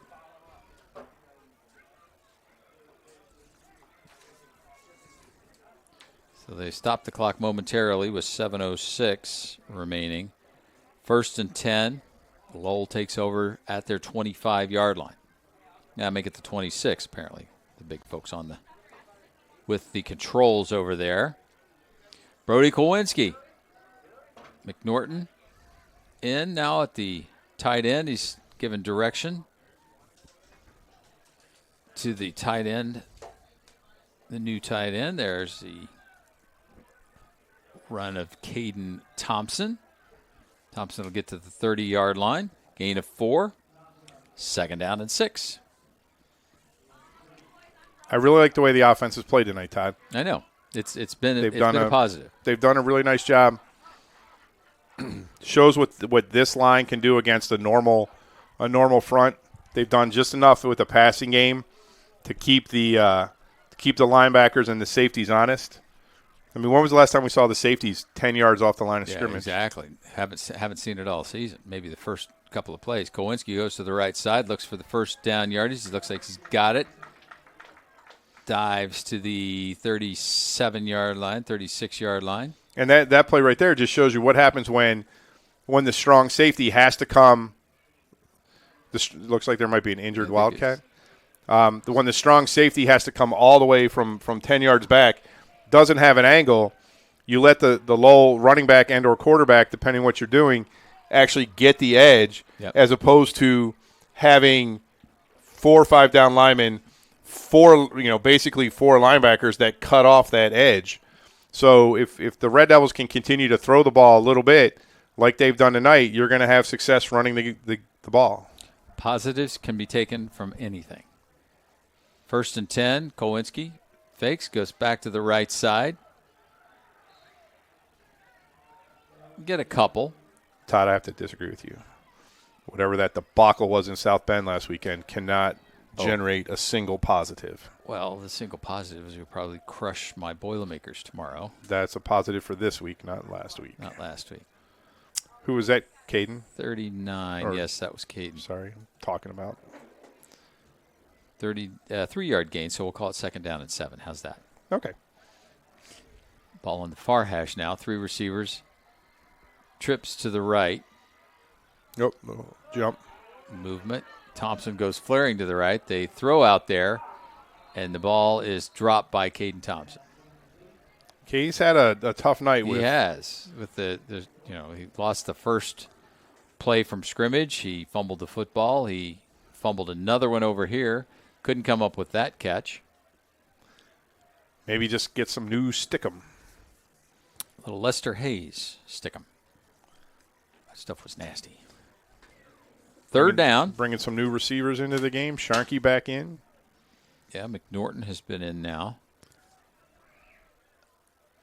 Bringing Sharkey all the way out wide. Aaron Dondo and Wogelmuth to the bottom. Kowinski pulls it down, does a nice job, cross the midfield stripe into Hanover Central territory, and enough for a 1st down. You know what that looked like, Todd? That looked like a Lowell Red Devil play right there. It did look like a Lowell Red Devil play. You got 4 receivers in the pattern. Everybody went deep. The linebackers had a drop. You had 4 guys in coverage. The field just opened up for the quarterback, and you get a big play. 19. Oh no, they break it back to the 44-yard line. So 6 plus 17 yards. 17 yards. Now Thompson with his try. Sheds 1 arm tackle, a 2nd arm tackle, sniffs the 1st down marker. He'll get to the 35. He's going to be a yard short, so it's going to be 2nd down and 1. 7th play of the drive coming up. You can see it, Todd. It's just the edges are open for this team. Yep. And then when we got an injury. Looks like Cataldo. Oh, no. No, somebody on the far side. They're holding his leg, though, the coaching staff. Might be looks like Aaron Dondo. Might just be a cramp. Yeah, I think that's where we're at. So we'll take a timeout. We'll take a brief timeout and be back right after these messages here on Jet TV and the Regional Radio Sports Network. Is anybody going to the game Friday night? If you're having a bad day because of bad coverage, call Premier Group, or we'll block you from disaster. Blue 42! Premier Group! Premier Group! Hut! Hut! The Premier Insurance Group, Auto, Home, Business, Life. Jim Langen, owner, 829 East Commercial Avenue in Lowell, Indiana. Call them at 219-695-3031 or email them at jlangen@premiergrpins.com. Introducing Powers Health, a health system with a new name and a strong legacy of caring for families in our community. One with a tradition of advanced specialized services and a vision for the future. One with a commitment to medical excellence and compassionate care. Everything we do, everything we believe, powers health. Introducing Powers Health, a health system with a new name and a strong legacy of caring for families in our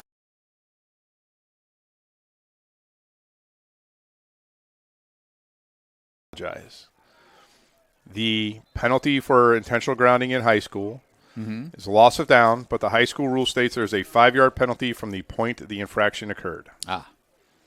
Timeout was called after the. So they did run 10 seconds off the clock. Yeah, you're right. So you were correct, but in my defense, I thought the pass came at the 41. They said at the 42. Which is why I was confused about why it only went back 4 yards. Got it. So there you go. The internet is good for some things. Well, occasionally.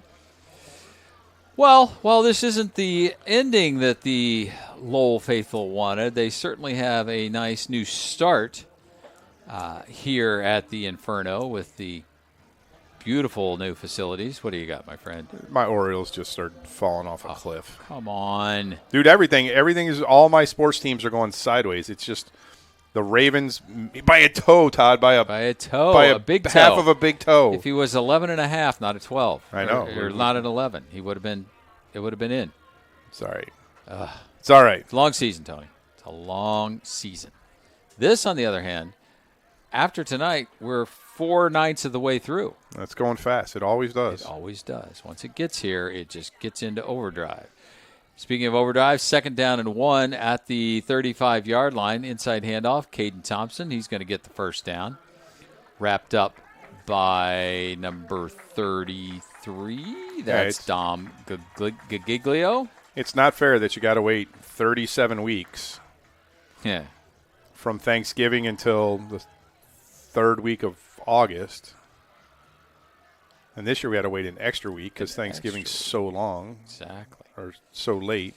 He needed 1. He got 2. It's 1st and 10 at the 33. 4:13 and counting. There goes Chandler again. Busting out of the left side. Get yardage down to the 28-yard line. Gain of 5 on the play. It'll be 2nd down and 5. Come on, guys. Put it in the end zone here. Go out on a high note. Give yourself something positive to think about. Look for Sharkey again. Let him get 3 touchdowns. He's not in the game. Oh, yeah, he is. He's in the H-back. He's off to the left side, along with Wogelmuth. There's quarterback Brody Kowinski. He gets into the red zone at the 19-yard line. 3:34. 9 yards on the pickup. 1st and 10 Red Devils. 10th play of the drive. Thompson comes out. He looks like he's angry and a little bit tired. I'm not sure why he's so ticked off, but well, he just his night was Sharkey in the backfield. Or who's in? Let's see. Is that Lincoln Schneider? Nope. 31. That's Brody Phillips. Phillips with the carry. He'll get down in close to the 10-yard line, make it the 11, so it'll be a gain of 8. Brady Phillips. Brady and Brody. So 194 yards rushing, Todd, tonight for the Red Devils. But they had 200 yards of offense at halftime. Only 86 here right now in the second half. So Kowinski. Back to Phillips. Phillips to the left side. He's going to get 1st down yardage. Tackled that time by number 50, Anthony Gill, a sophomore outside linebacker for the Wildcats. So we're at 1st and goal, 12th play of the drive for the Red Devils. The ball rests at the 7-yard line. Kowinski to Phillips. Phillips tries to bounce it out to the right side, met by a host of white jerseys. First one there, again, was Giglio. Under 2 minutes to go here at the Inferno. They'll spot the ball at the 6-yard line. So a pickup of 1, 2nd down and goal at the 6. That was a very generous spot. It was, too. So Brady in the backfield. Phillips moved, but they did move, and they didn't call it. They gave it to Phillips.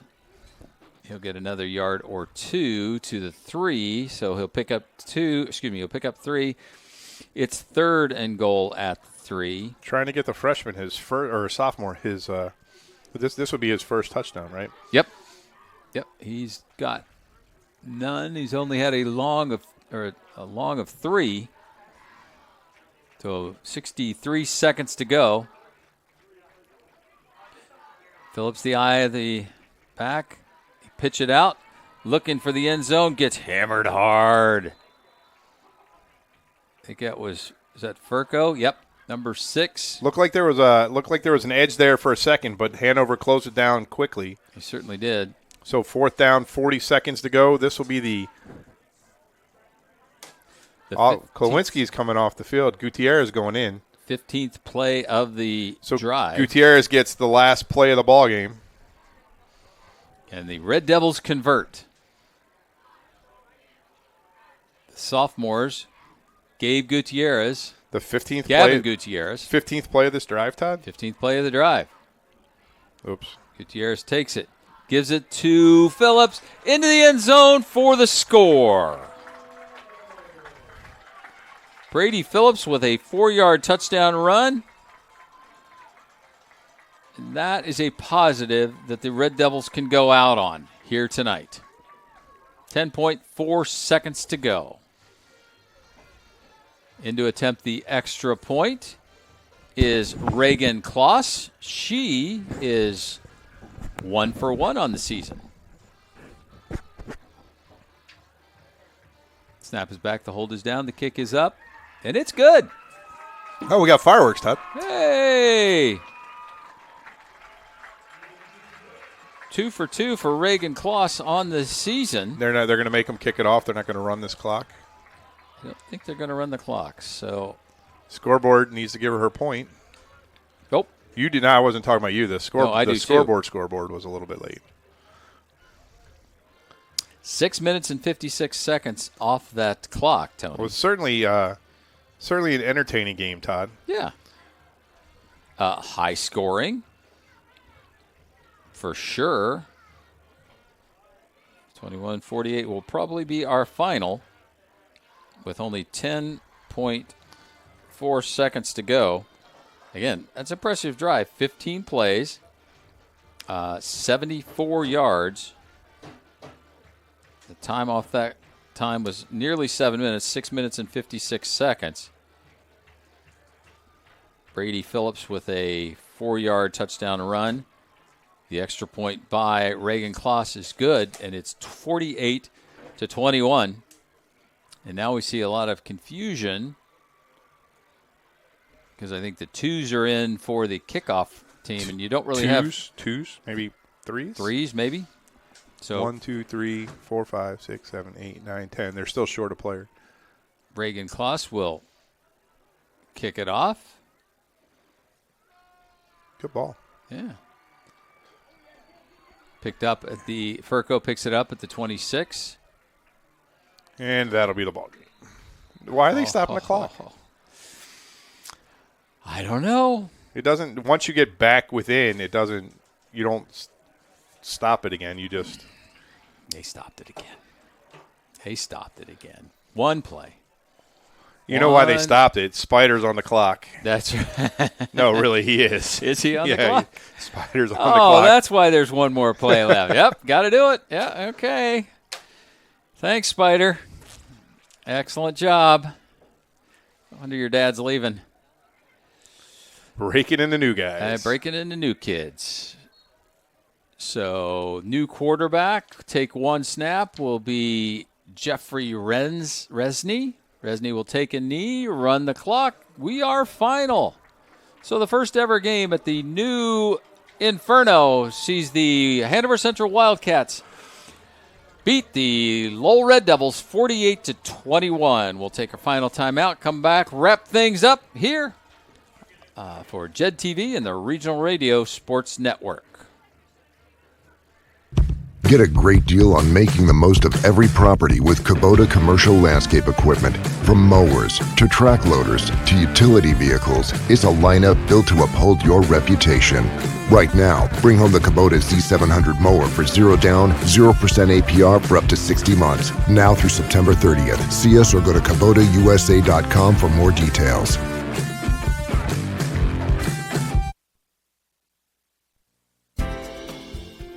State Farm Insurance asks, what if you're walking out to your car and it's been mashed by a runaway garbage truck? Having a State Farm agent means having a real person to help you when things go wrong. So when accidents happen, you've got someone you know who will be there when you need them. State Farm agent Greg Taylor is at 794 McCool Road in Valparaiso. Call Greg at 219-762-4911. Connie Bernardi, 1072 Joliet Street, U.S. Highway 30 in Dyer, 322-9959. Like a good neighbor, State Farm is there. Welcome back, ladies and gentlemen. Todd Kippy, Tony McHale, Brian Past here, wrapping things up at the brand new Inferno here at the beautiful campus of Lowell High School. 48-21 is the final here. Tony, give me your final thoughts here, my friend. I think that based on what Coach Kilmer said at the beginning of the game when he was talking with us, he's going to be happy with his offensive performance tonight. Yep. And like we talked about halftime, now you just got to put the two halves of the game together. You had a defense that was playing better and well.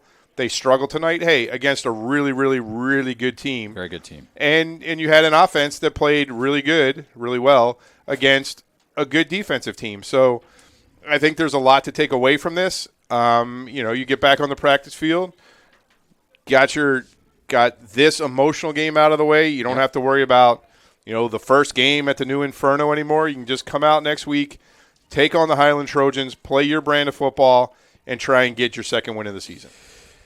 Looks pretty good. So we got some big numbers here tonight. Who are we going to give the players? I don't know. Who do you? I got to go with Tommy, the quarterback.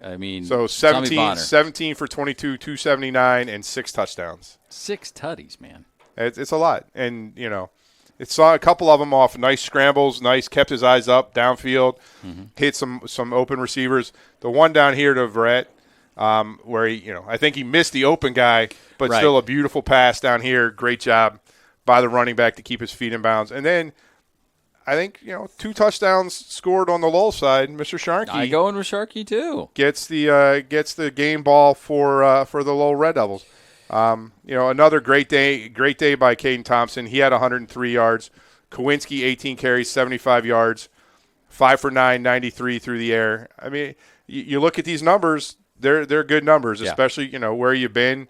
Probably a better all-around performance than at LaPorte. Right. And I think you see the growth in this team, and I think Coach Kilmer has to be encouraged, feel positive. You're 4 games in, and you're still building. Look, this team never quit, right? They came out at halftime, heads up, full of energy, played a really good second half. Want to thank the good folks here at Lowell High School, Athletic Director Patty McCormick, Assistant AD Mike Magley, who came up and personally said, are you guys okay, which just means the world to us. Thank you so much.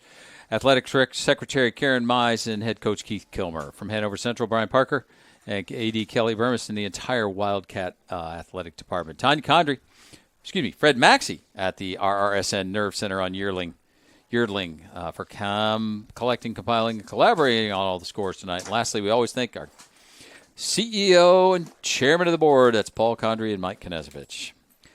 Week 5 will see Lowell make the short trip north to Highland to battle the Trojans in another NCC game. Hanover Central will head south of the river to meet up with the Cougars with a K of Kankakee Valley. Once again, the final score, Hanover Central 48, Lowell 21. The Wildcats ruin the homecoming for the Red Devils, pick up their 3rd win of the season, and stay atop the NCC at 2-0. And the Red Devils drop their 2nd straight, and their first win on the new turf will have to wait. Stand at 1-3 and 0-1 in the conference. Tonight's broadcast of the Lowell Red Devils and Northwest Crossroads Conference football action on JED TV, RRSN.com video, Facebook Live, and the Regional Radio Sports Network, LLC, is presented by Laborers District Council and affiliated local unions. We are LIUNA. State Farm Insurance. Like a good neighbor, State Farm is there. Ivy Tech Lake County with locations in Crown Point, East Chicago, and Gary. The U.S. Marines. Engravables in Valparaiso. Horizon Bank with 8 branches in Porter and LaPorte counties. McCullough Implement Company on West 181st Avenue in Lowell.